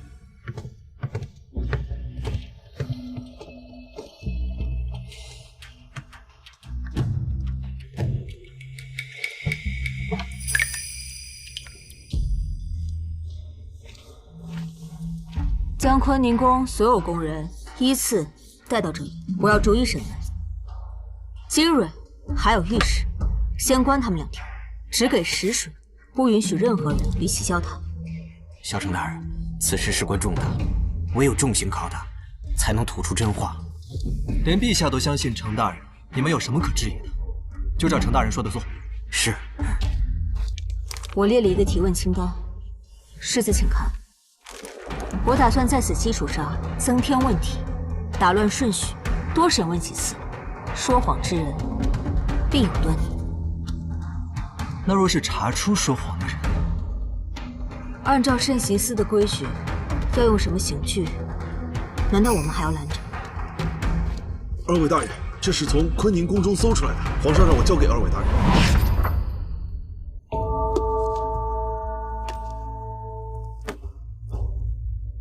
这是太后的。看来背后之人用心险恶，其心可诛。此事恐怕前朝后宫都有牵连。我人为言轻，审问宫人在所不辞，只是重要关键还需要世子帮忙。你的意思是？3皇子。老三，这事因你而起，你要避嫌，回府里待着，没事不要出门了。儿臣遵旨。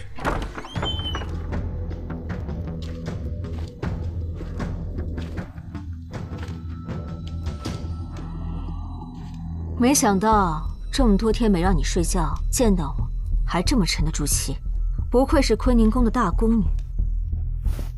承平3年，你父亲去世，皇后娘娘许你出宫拜祭，承平5年，你母亲病重，娘娘赐给你老身一职。皇后娘娘待整个坤宁宫上下都不帮，尤其是待你这个大宫女甚乎。我不明白，你为什么要站出来诬告皇后娘娘？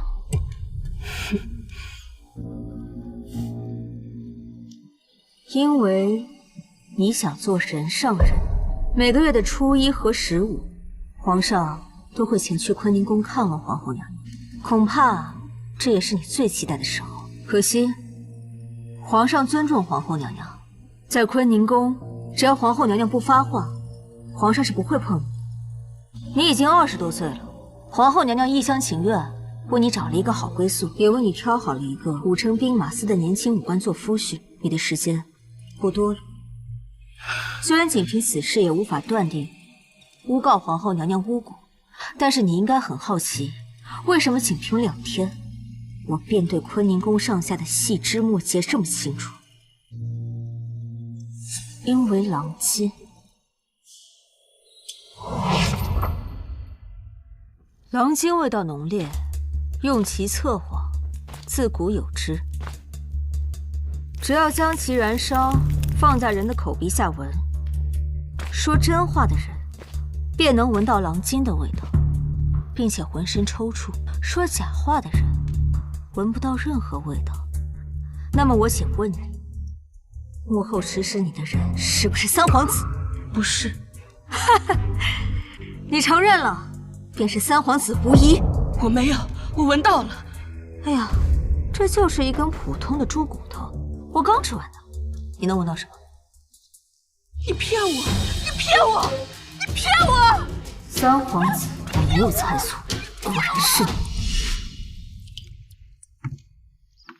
殿下贤妇在家几日，日子过得可还清闲？父皇让我避嫌，我便躲懒几日。皇城司将皇城翻了个底儿朝天，也没找到殿下所说的卖给你祥瑞奇石的商人。商人云游四方，不在京城，倒也寻找。可有向南方探查？已经派人去了。很好，世子办事得力，想必日后父皇会更加倚重我。殿下可知，今日皇后的娘家承恩侯府京城已被夺权。父皇当真连母后仅剩的娘家人也不放过？看来殿下似乎并不意外。殿下闭关期间还真是耳目未闭，毕竟昨夜丑时才抄的家。世子说笑，我这几日不过在家练字静心。好，说正事。今日禁军从坤宁宫搜出件阿萨物，又是压胜证物。有趣，臣只说是阿萨物，殿下怎知与压胜有关？既是从坤宁宫暗室中搜出，不是巫蛊，难道是？更有趣了，那证物的确塞在暗室是没错，可殿下是如何知道的呢？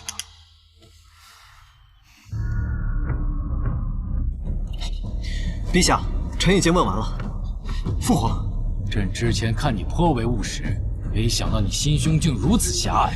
堂堂皇子，使的手段和后宅妇人没什么两样。父皇，这事不是儿臣所做的。事到如今，你还在狡辩，你以为自己做的天衣无缝吗？你诓我！臣只是帮陛下做事。父皇，你听我解释啊！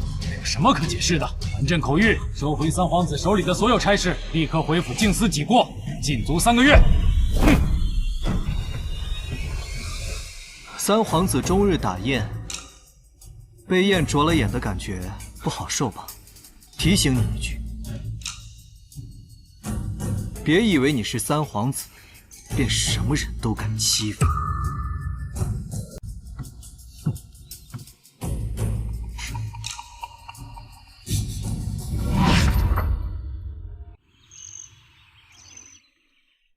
雨伞，雨伞，雨伞。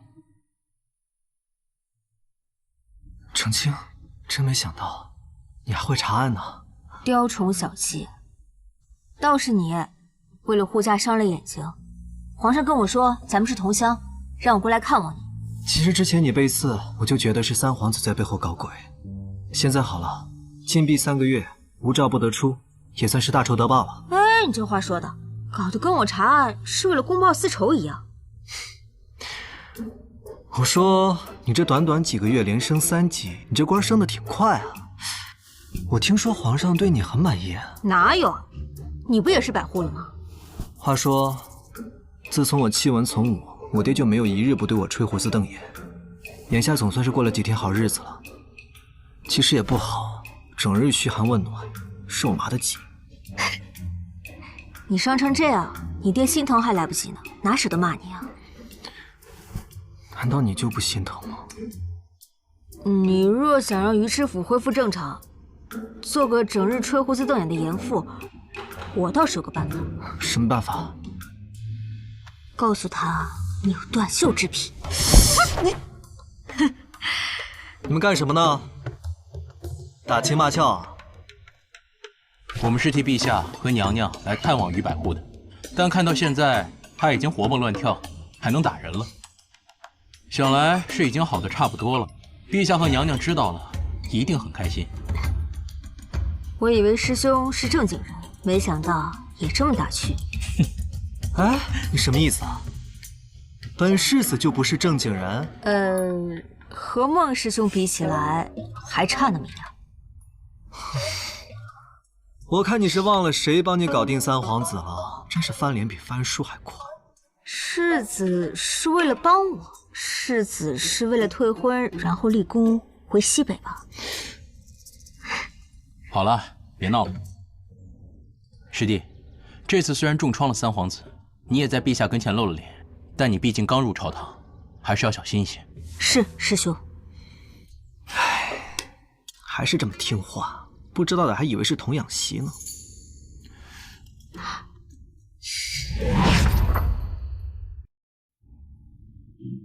哼，淮南大旱，从2月到8月都没得到解决，这就是你们所说的替朕分忧吗？废物，一群废物！哼，皇上这次生气是因为淮南大旱波及到了亳州，皇上的祖陵就在亳州，大旱必有大乱，亳州若是乱了，皇室祖陵就危险了。陛下，臣记得程状元曾经写过一篇关于治灾的策问。程爱卿，你有何高见？回陛下，臣认为应该先要解决亳州城外区区的流民。这也没什么呀，此法不可上法子，恐怕不可行啊！我还以为程状元有什么高见呢，没想到只是这么简单的回答。大家自然都知道。陈状元，流民安置自古以来就是大问题，流民所到之处，如蝗虫过境一般。如果处理不好，那就是断了亳州城的根。这个罪，程状元，你可得想清楚。我们可以将流民收编。收编流民，那得有土地啊。亳州城虽然富庶，但是城内城外的土地都是有主之物。难道我们要把这土地白白的分给这些流民？流民千千万万，就是把整个亳州城分了，恐怕也不够啊。我的意思是，可以不用拿土地，想要在亳州城安家，可以让他们自己努力，可以让他们自己努力。让流民自己努力，这是一个状元能说出来的话。在我看来，这个疯子在陛下面前风言风语。就是，流民连肚子都填不饱，他们怎么努力？靠什么努力？程状元，你太让朕失望了。陛下，亳州城和附近几个城市可是临近大运河，我们完全可以以工代赈。以工代赈，对呀，以工代赈，不就是让他们自己努力吗？我怎么没想到？陛下，以工代赈，如今整个淮南都是旱灾，别说流民了，就是亳州本地的居民都难以自保，靠现在的产业根本不可能。没有产业，那就创造产业。创造产业？你以为是种大白菜？大皇子，亳州城可是临近大运河，那又怎样？程大人的意思是要修建码头？没错。修建码头倒是个不错的主意，用朝廷的名义去征集流民去做工，用银两或者粮食支付报酬，流民的基本生计暂时得以解决，亳州也有了自己新的码头。父皇，修建码头劳民伤财，如果每个靠近大运河的城市我们都修建一座码头，朝廷的银两恐怕难以支撑吧。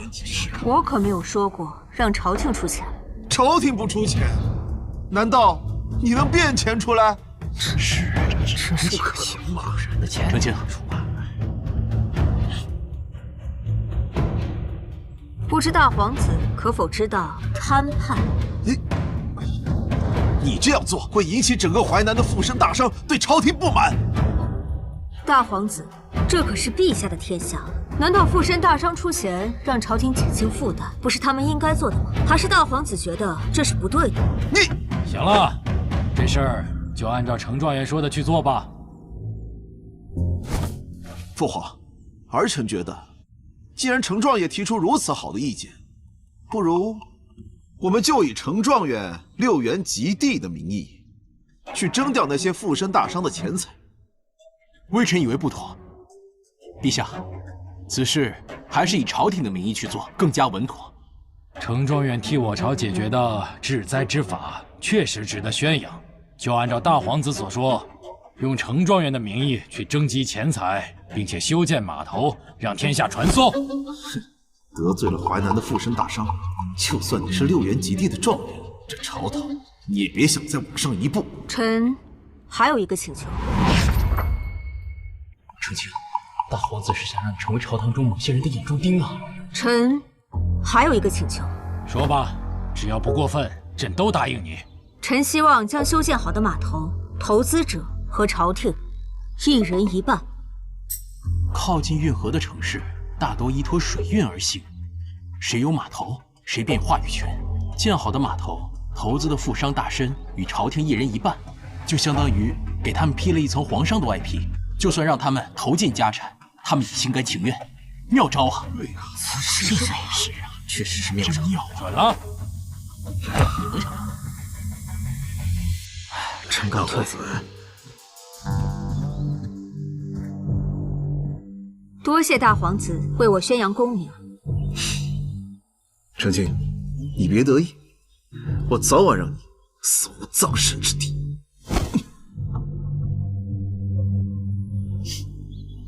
大皇子在朝中的信臣颇多，皇上一直犹豫立他为太子，你这次可是把他得罪了。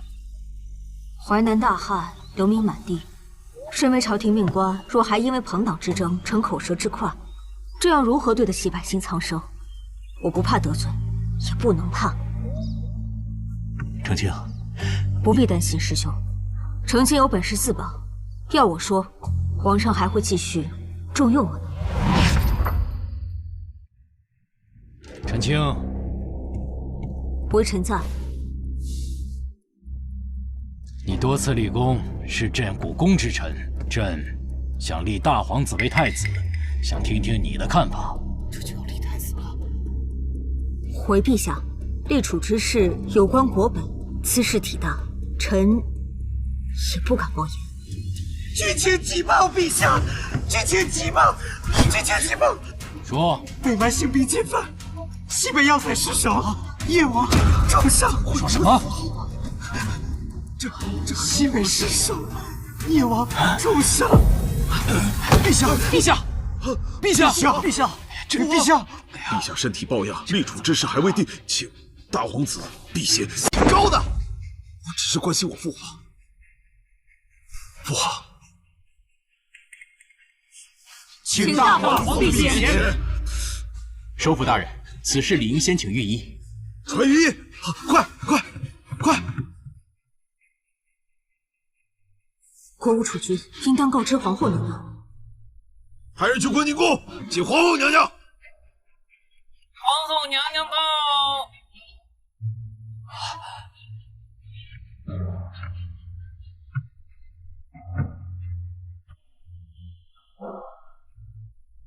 皇后娘娘到，陛下的龙体理应交由皇后娘娘。母后，先将陛下移至后殿，本宫会一直陪着陛下，直至醒来。是。小心点。云婷，你留下。忽闻陛下昏迷，本宫来的路上就下令宫禁，命皇承司看管各处，后宫妃嫔不得擅动。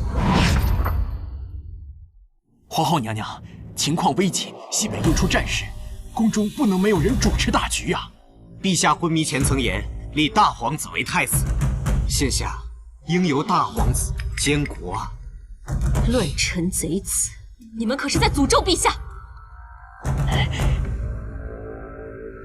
高大人，陛下醒来之前，前朝之事就交给你了。是。娘娘，叶王府世代镇守西北，如今要塞失守，叶王重伤，我身为叶王之子，责无旁贷。你身体本就不好，怎可舟车劳顿？云婷本就没几天好活，如果能死在西北的战场上，也算是最好的宿命。我愿即刻启程西北，为陛下和大魏尽忠。准。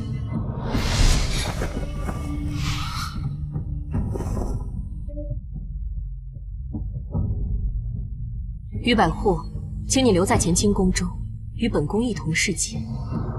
是。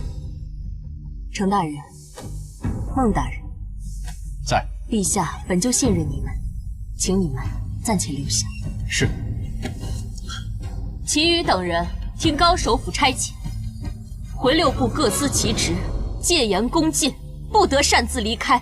是。父皇在朝上真的这么说？殿下，此番恐怕有诈，不可冲动行事。看来父皇这次真的生气了。我自封闭以来多次闯祸，父皇的态度却一直没有松动。这个皇后无儿无女，一个老妪，父皇为何如此看重？大殿下那边，如今父皇昏迷，宫中戒严，皇后和大哥把持着局面，我不能再坐以待毙。我和大哥之间必有一战。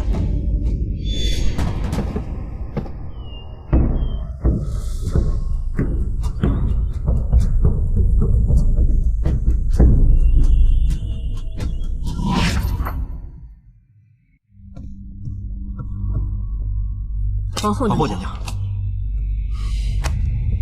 陛下还没醒吗？御医说，3日之内醒来才会有希望。可眼下陛下已经昏迷3日了。皇承司来报说，今天早上有人敲登闻鼓，状告。说吧，不用害怕。状告皇上弑父杀兄，又怕功高震主，灭了郭家猛男，只留您一人。眼下京城风云四起，人心惶惶，又说是您一手策划的。他果然是坐不住了。皇后娘娘，臣有护卫乾清宫之职，还请您暂避，臣一定会保护好陛下的安全。儿臣也愿效一份力。娘娘，娘娘，不好了，三皇子带人杀进来了。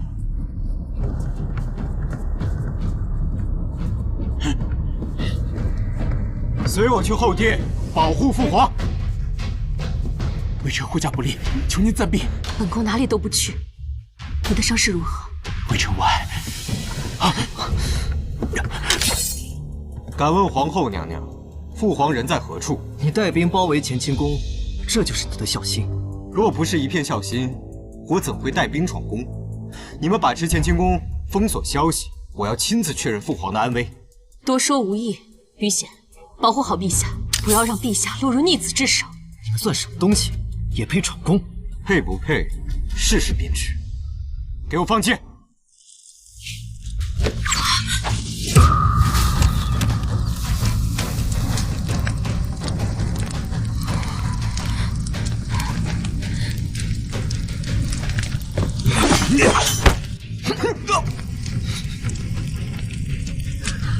下不能留在乾清宫了，我是变大，便入口鼻，对婢妾不利。陛下已经被转移，现如今不在乾清宫。老三，你这个不忠不孝的东西，今日就替父皇了结了你！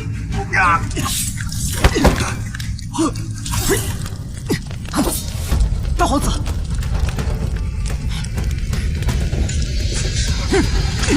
娘娘快离开这儿吧！不要留在这儿，逆贼才会相信陛下的请求，更不要为陛下全心事迹。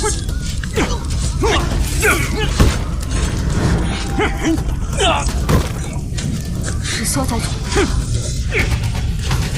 陛下没有过。这帮逆子，朕一生病，果然狼子野心全部暴露。陛下，已将逆贼控制住了。云婷，你这次做得很好。叶王府的忠心值得信任，走吧。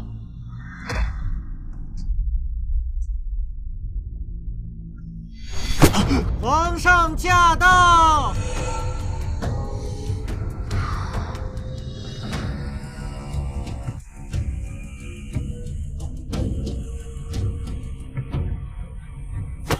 参见陛下，参见世子。萧家军誓死守护陛下。皇帝果然是壮丁，算计了好大一盘棋。萧家军、御林军听令，把这些反贼拉下去，然后给我仔细搜，千万不能放过任何一个反贼。遵命。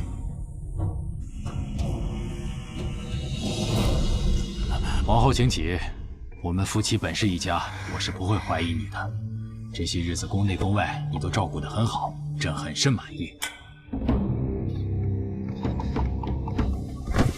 陛下，三皇子他什么狗屁三皇子，简直就是猪狗不如的东西。等尘埃落定，朕要亲自审问。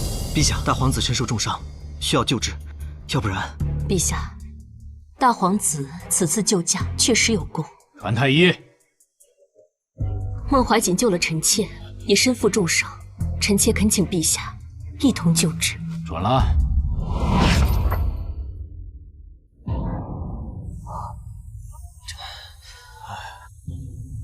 回禀陛下，娘娘，大殿下伤口之深，微臣恐无能为力。治不好你也给我治，脑袋不想要了吗？陛下饶命！事关大殿下，微臣不敢不尽心竭力。但大殿下伤口之深，流血不止，需要有精通缝合之术的医士。微臣听闻程大人会医治疗外伤的奇器，曾给皇城司于显大人治过刺伤。程清，你有办法吗？儿子都被你做剧害成这样，还来问我办法？陛下，臣愿尽力一试。快！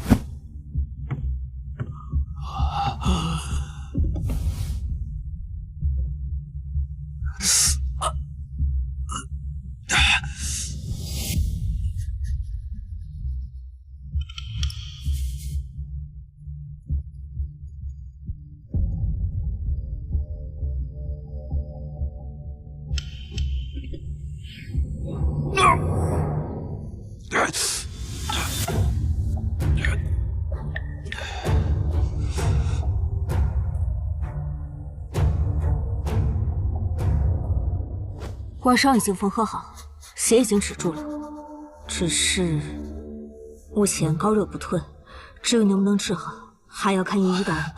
我去看看师兄。去吧。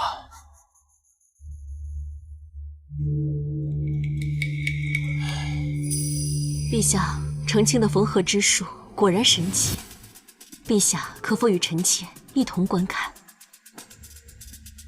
好。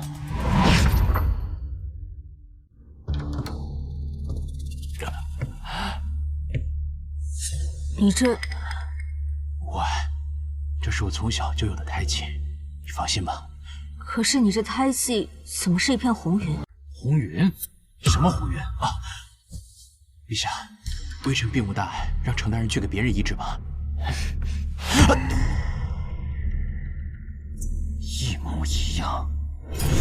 恭喜皇上，喜获嫡长子，小殿下生得玉雪可爱，还有一朵小祥云。皇后辛苦了，来让朕抱抱。朕的乖儿在。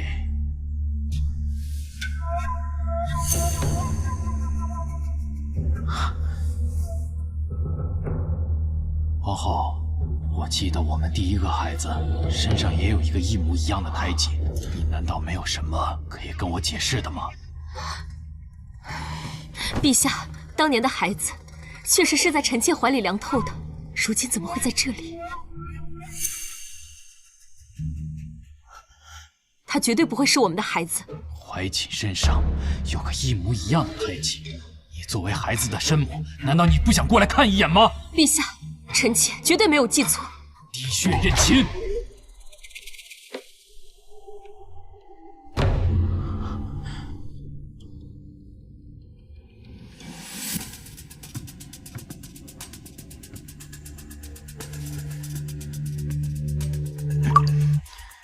去。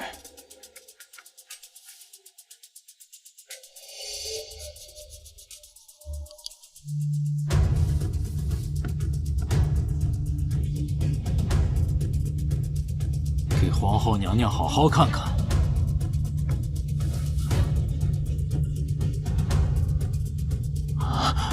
皇后，现在该对我说些什么了吧？陛下，臣妾是有苦衷的。臣妾明白，当年顾家在朝中树敌众多，又犯了满门抄斩之罪，只留下臣妾一人。臣妾顾念陛下恩宠，担心这孩子会为陛下带来祸端，才将他送出宫外的。怀瑾自幼天才卓越，年纪轻轻连中3元，入国子监，名满京城。正因为是陛下的血脉，才继承了这救世之才啊！陛下，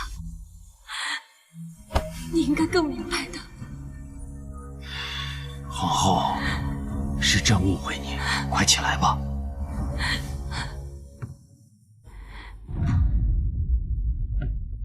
传朕口谕，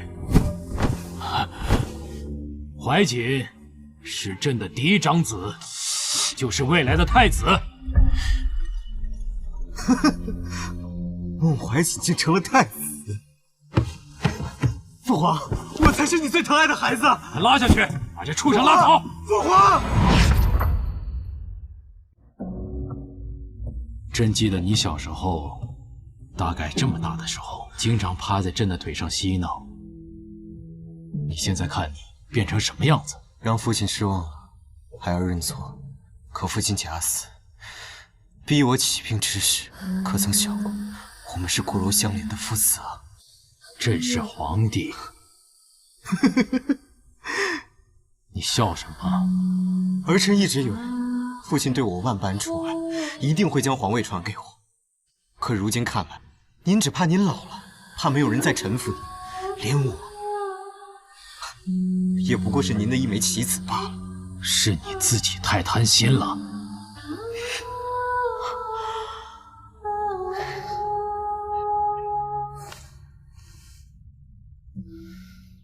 陛下，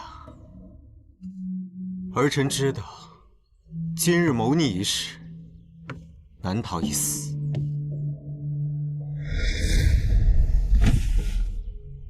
不如我再告诉您一个秘密吧。好啊，朕也想听听你还有什么可狡辩的。儿臣知道，父皇宠我，当年河西赈灾贪墨案，父皇就是因为宠我，饶了我一死。可父皇知道，那贪墨案的金额是26万两。26万两，账簿上明明是2万两不到。若只有2万两，那怎够儿臣收买朝臣，渲染私兵？你敢蒙骗朕？不是我，是您亲自挑选的状元程钦。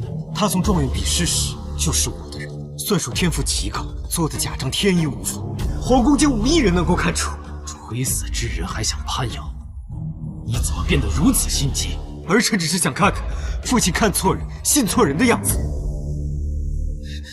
陛下，您看错的事情太多了。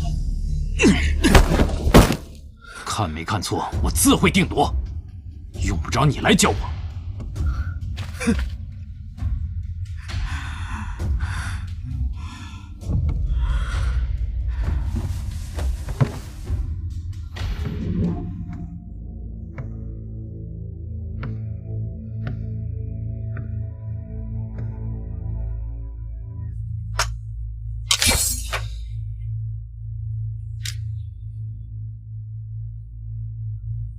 父慈子，君君臣臣。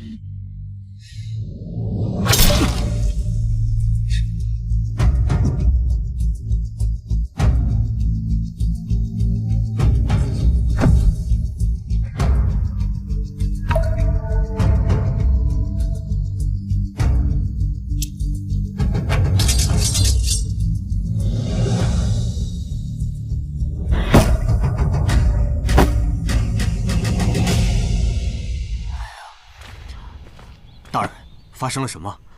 你怎么突然出宫了？我们都被皇后那个毒妇骗了，她要让孟怀瑾登基，什么仰慕豫章太子为人，什么恨毒了当今伪帝，都是蒙骗我们的话术。老爷为他筹谋多年，他竟从头到尾都在利用我。这个毒妇恐怕就要对伪帝下手了。他隐忍多年，慢慢给伪帝下药，拖垮他的身体，现在就差最后一剂猛药，就能要他的命，天下就是孟怀瑾的了。老爷，接下来怎么办？若那孟怀瑾真的被立为太子，那小主人我岂能让他如愿？召集所有旧部和死士，我要与皇后不死不休。遵命。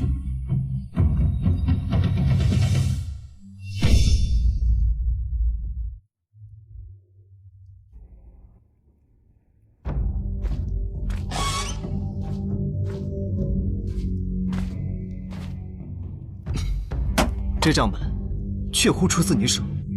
是。你真是三皇子的人，你谋反了呀！我没有谋反。做账本的时候，我竟没有想到是便宜了三皇子。我信你，我现在就去找皇上讲。陛下，没用的，这不是皇上想要听的答案。他生性多疑，如今西北大战的关头，他干的竟是装病逼法，他是不会允许自己身边的人有半点谋逆之心的。必死无疑，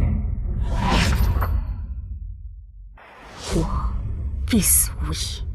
况且，这还不是我最重要的秘密。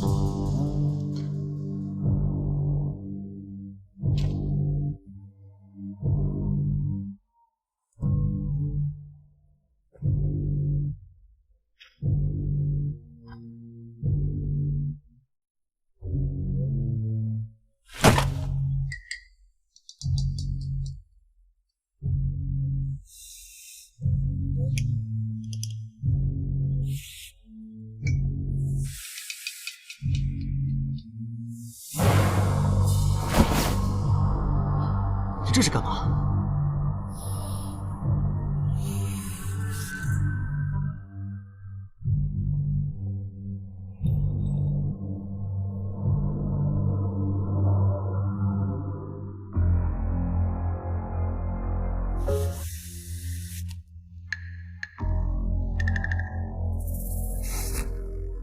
这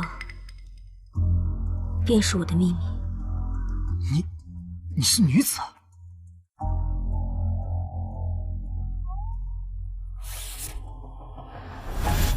我真怀疑你。怀疑什么？怀疑你看上我。你精神病吧？我喜欢你？开玩笑，好脸小矮子。陈清，你哭了？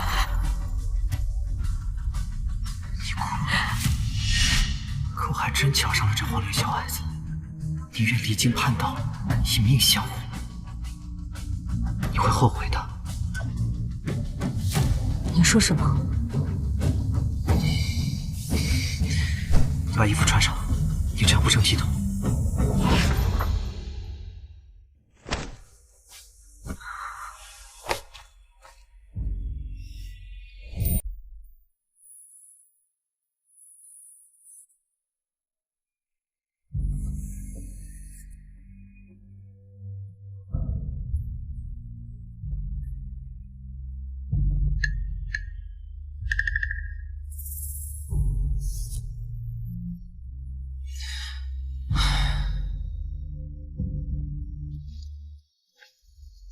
我真的要死了。是，你确实要死了。欺君之罪，必死无疑。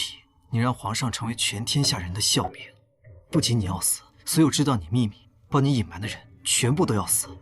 这件事还有谁知道？孟怀瑾知不知道？只有我爹娘知道。孟师兄或许也猜到了。要掩盖这个秘密，我总不能把这些人都杀了吧？告诉你我的秘密，不是想拖你下水，而是想让欺君之罪的影响降到最小。我想用我的死来换其他人。你用你自己的命换？你的命只有一条，你能让皇上赦免所有人吗？你是100年来第一个6元及第的状元，此秘密如果泄露出去，从乡试到会试，每一场考试，所有考官都要受牵连。是，正因为我是100年来第一个6元及第，皇上在殿试上钦点的状元，皇上若不想颜面尽失，必定会向我按乱党处置。这个秘密不会有人知道了。你以为只会是处理是吗？我承认你的确很聪明，到了眼下这个节骨眼，你还能精准地推测皇上的想法，并且定下损失最小的法子。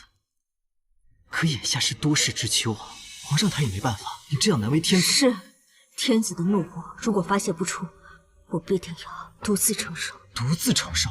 承受什么？五马分尸还是凌迟处死啊？我愿意。你愿意？你是心愿得偿了，那我呢？我亲手将你送上死路啊！我余生都不得解脱啊！你如果非要这样做，我陪你一块共赴黄泉。什么爱恨情仇，等到了地底下再慢慢清算。陛下，你冷静点。好，你安排的很好，可这个忙我帮不了，你这功我不愿意领。你可以去找你那个孟师兄，去找萧云亭，让他们去揭发你，到皇上面前去揭发你，一是大功一件。是，这就太不讲道理了呀！说什么？我呢？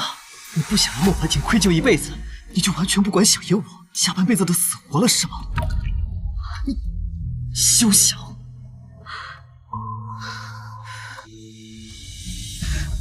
我现在让你死，我太便宜你，你好好想想吧。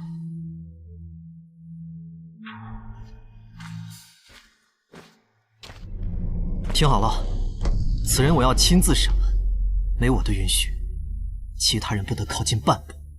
是。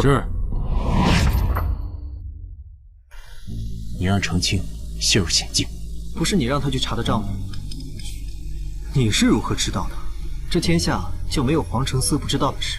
你选择加入黄承思，就是选择了当走狗，和程青就是2条路上的人。你懂什么？我那是在帮他，我救过他，这一次也是一样。于千户、孟大人、萧世子，皇上传3位进去呢。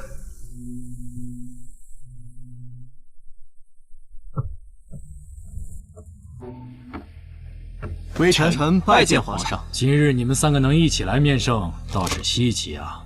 朕猜你们是为了澄清而来吧？皇上圣裁。先看看这个，这是黄承思在城府找到的证据，朕想听听世子的看法。这就是你救程青的办法吗？陛下，臣未觉得有何不妥，这字迹有些像，又有些不像，倒是孟大人和程青一同求学过。臣斗胆，请孟大人明辨。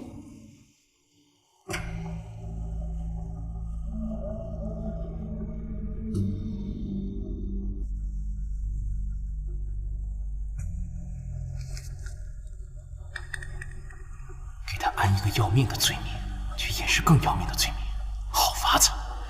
看来要演一出大戏。依臣所看，这确实就是他的笔记。不过程青好歹是6元及第的状元，就算真有大不敬的想法，又何必写下落人口实？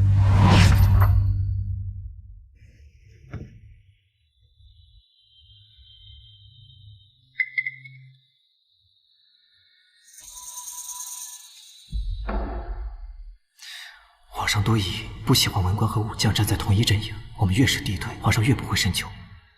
孟大人这是不信我黄承思的铁证了。这信上既无抬头，也无落款，何来铁证一说？陛下，澄清在诏狱中已经亲口承认是他自己所写，此乃大罪。这世人谁不知道黄承思严刑逼供，手段了得？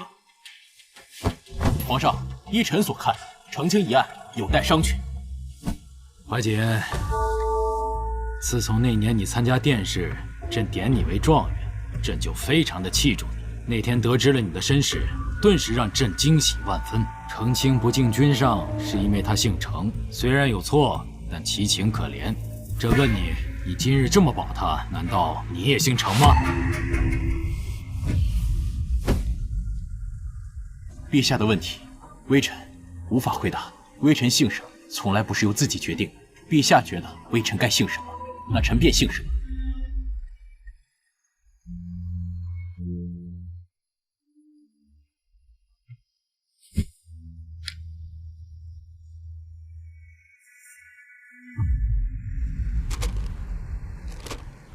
云婷，让澄清去这里。这和赐死有什么差别？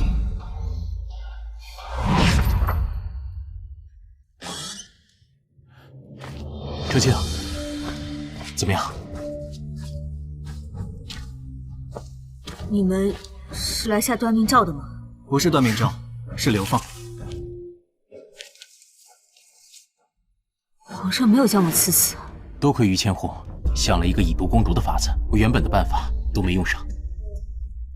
于三啊，恐怕把你这辈子的才智都用在这一次了吧？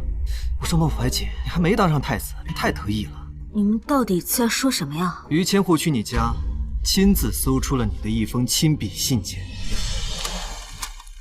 澄清相信我父亲没有贪污郑家的银两，既然找不到证据，那程某便假造一套账目，为父亲伸冤。信中将做假账的目的指向了为父申冤，并非是与三皇子勾结。如此一来，你为了私情而假造证据，虽然也脱不了欺君一说，但能脱离谋反乱党，罪不至死。于三，谢谢你。小爷说了，我罩着你。可死罪可免，活罪难逃。皇上将你贬谪的地方是这里，大古寺，专为皇上守灵的地方，无诏不得出寺。这恐怕是要将你软禁的意思。西北情况危急，陛下已同意我去镇守西北。京中形势诡谲，不如随我回西北。多谢世子好意，边塞自由，但我从此便要隐姓埋名的活着。京城凶险，可这里还有我的母亲和姐姐，我不会抛下他们不管的。我会时常来探望你的。于千户，万不可玩忽职守。只有留在京城，才有转圜的余地。谢谢你们。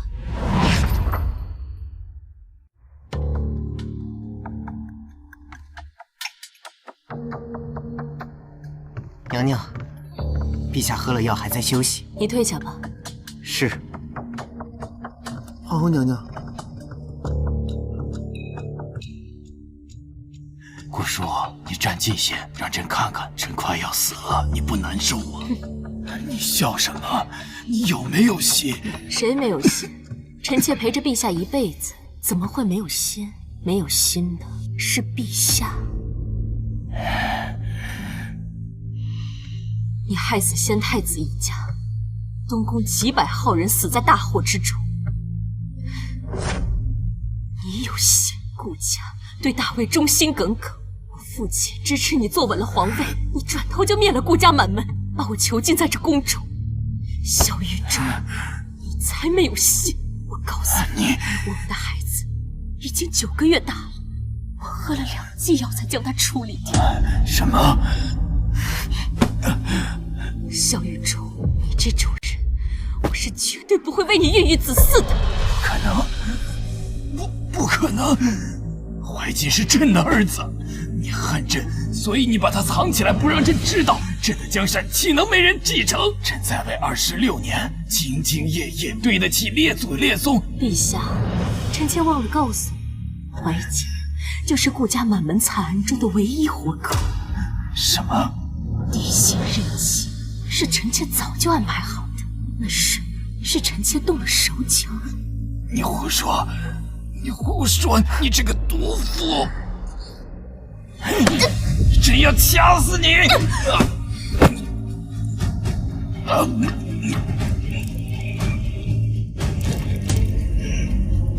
爹，我做到了。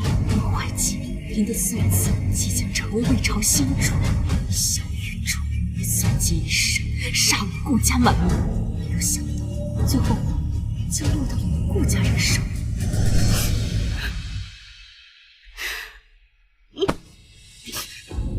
嫂子，嫂子，这是保住顾家血脉的唯一机会，我一定会为爹娘报仇的。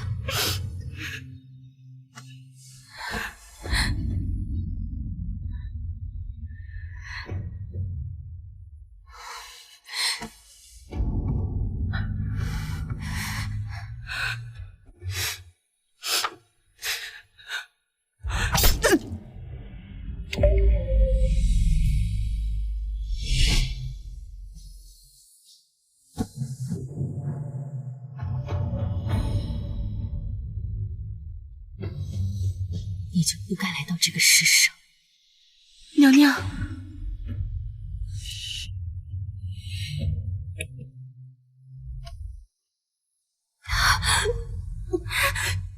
娘娘，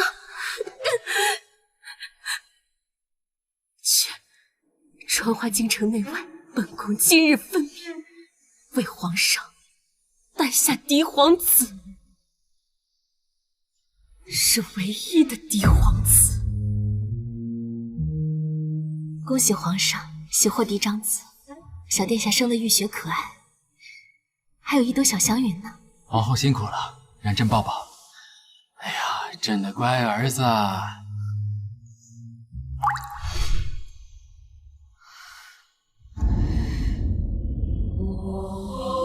陛下驾崩了。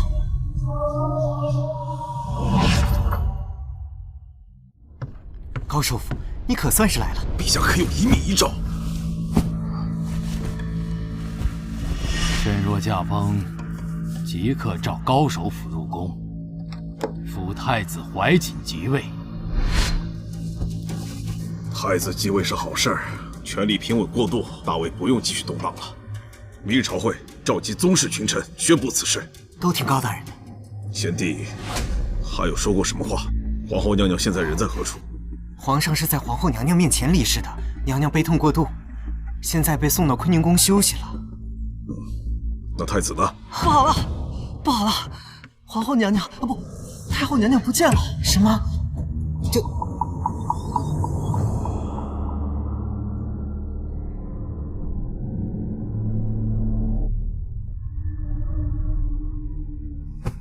皇后娘娘，真是巾帼不让须眉啊！跑城府啊，难怪把程某耍得团团转呢。是你啊，程之远，程大人。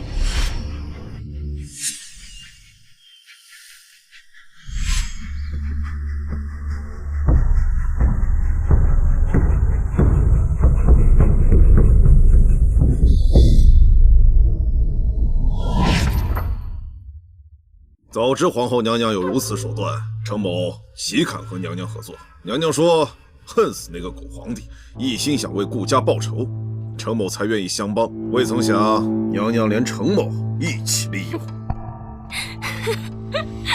本宫和先生的几次合作，难道先生没有获利？皇上如先生所期盼的那般死了，本宫可一心只想为顾家做事，何曾诓骗过先生？ 那为什么是他孟怀瑾继位？娘娘真是好算计，一朝欲擒故纵，皇上心甘情愿地跳上圈套，狸猫换太子，从此江山要改名姓顾。先生与豫章太子旧部自居，想推豫章太子的后人继位，可本宫至今都不知道豫章太子的后人是谁，有何才干，又如何将江山社稷托付之。如今萧御仲死了，现如今留下遗诏让怀瑾继位。 本宫觉得，没有人比怀瑾更合适。简直大逆不道！先生也不遑多让。现如今，你到现在都没有让豫章太子的后人现身，本宫可否大胆猜测，豫章太子的后人已不幸蒙难，你已无人可退，才东躲西藏，不敢和萧玉仲正面为敌。娘娘不必激怒承母，不过你既然已落入我手中，不妨告诉豫章太子的后人，其实就在您的眼皮子底下。难道是程清？娘娘，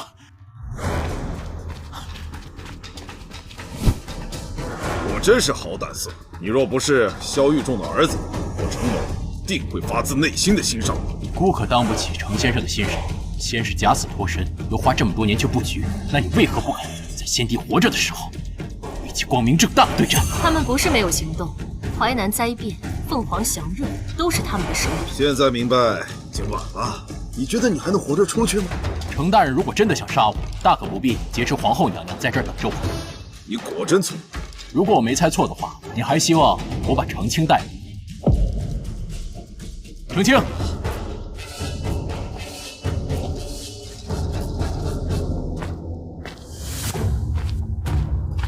孟师兄早已将我接了出来。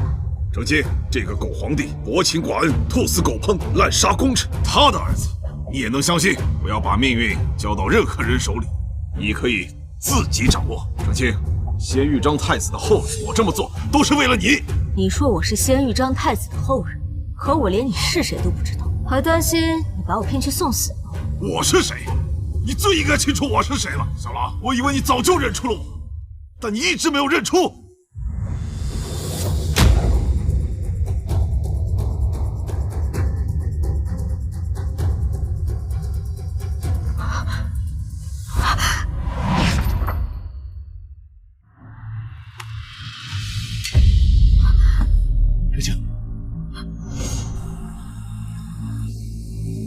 什么事啊，爹？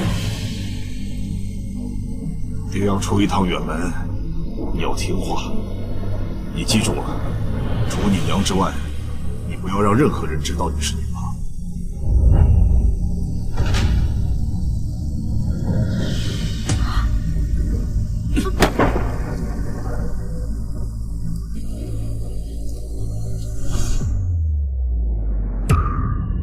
程之友，是你！一心谋反，不惜假死脱身，抛妻弃子，我要杀了你！你简直是大逆不道！我有什么大逆不道？你说我是豫章太子后人，而你不过是我祖父旧部。我以少主身份诛杀一个分不清上下尊卑的祖父部下，有何不可？你有此心，说明我培养出来一个帝王。少主年幼，被人蛊惑。先太子殿下，若对少主有冒犯，待少主日后登上宝座，我自然会去地下向太子殿下请罪。还愣着干什么？赶快除掉韦帝的皇后太子，送他们去地下与韦帝团聚。谁谁都活不了！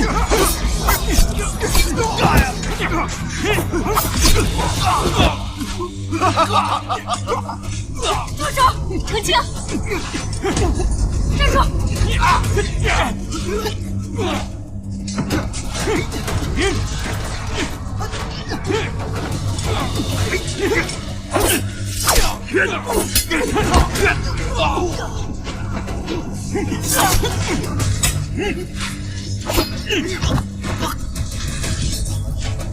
怀姐，小心！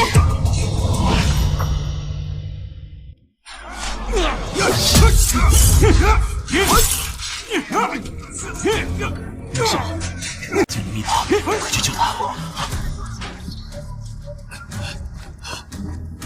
逆女，变化太大了，还是我记忆中的程清吗？你到底是谁？我不是程清，又能是谁？当年你抛妻弃子，假死脱身，我变成了一个全新的自己，一个不受你控制的自己。你打错算盘了。你敢弑父？你一边举着豫章太子的大旗，一边干着谋反的勾当。一旦开战，便是置百姓于不顾，大义灭亲，合情合理。难道你不想当皇帝吗？有铁信你有实力，为什么要把机会留给别人？怀瑾，他值得你一辈子信任吗？那你用助以女子身份当上皇帝？不可能！那你尊卑有别，绝对不可能！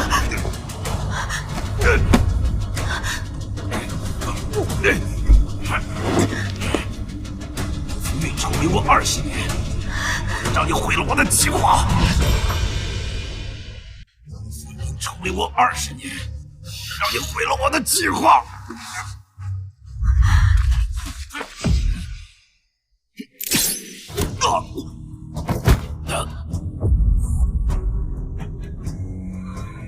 你没事吧？没事。世子、师兄他们怎么样了？你小命都差点丢了，就只知道担心孟怀瑾。世子不是在西北吗？怎么突然又来京城了？我已经打退进犯西北的北齐人，他们的皇帝战死，正忙着内乱呢。世子英武，真稀奇，你难得夸我一次。放心吧，你师兄和娘娘都还好，倒是你，先太子后人，就不怕犯谋逆罪？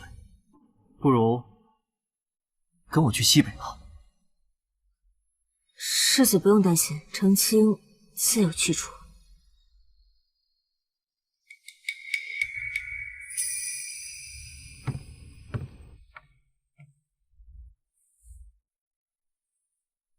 你明知她是女子，让她入阁拜相，若是她的身份败露，你也会被质疑。姑母亦是女子，难道姑母觉得你比朝堂上那些男子要差？男子可以做的，女子为何不可？我当然知道，只是男尊女卑，事事都是如此。那就改变它。我也没想过有一天自己会当上帝王，但是姑母，你做到了。现在大位交到我手里，我就应当任人唯贤，不分男女。此事不可操之过急。姑母放心，我不是冒进之辈。你若是舍不得澄清，可以把她留在你身边，做不了母仪天下，封个妃也够了。母仪天下，她怎么做不得？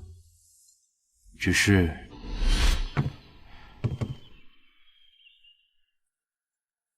澄清，你可愿恢复女儿身，做我的皇后？澄清自会恢复身份，只是师兄有治国之德，济世之才。如今先帝留下的局面并不好，梁君不可缺贤臣。澄清愿与师兄并肩，为大魏朝力挽狂澜。若我不愿意呢？师兄恐怕也不想重蹈覆辙吧。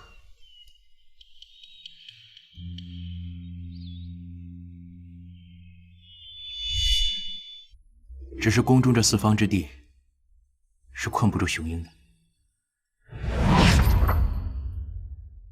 有事启奏，无事退朝。陛下，臣年老昏聩，请辞归乡。承侍郎勤勉忠直，臣恳请陛下准臣致仕，让承侍郎接任首辅之职。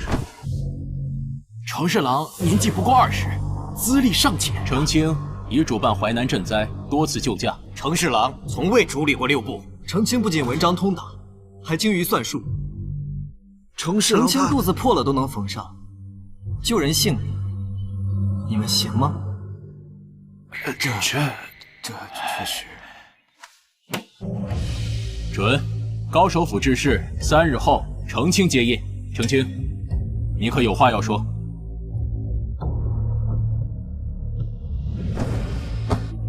臣但求恢复女儿身。竟然是什么女儿身？这个是启禀的，魏朝从未过女儿的不是啊！这怎么什么呀？看看西皇上也太令人费解了，居然要天下女子参加科考做官，简直荒乱，这都乱了！可以参加科举了，没听居然真新鲜！什么？首辅澄清程大人先任第一日说她是个女子啊！首辅都是女子，有何不可？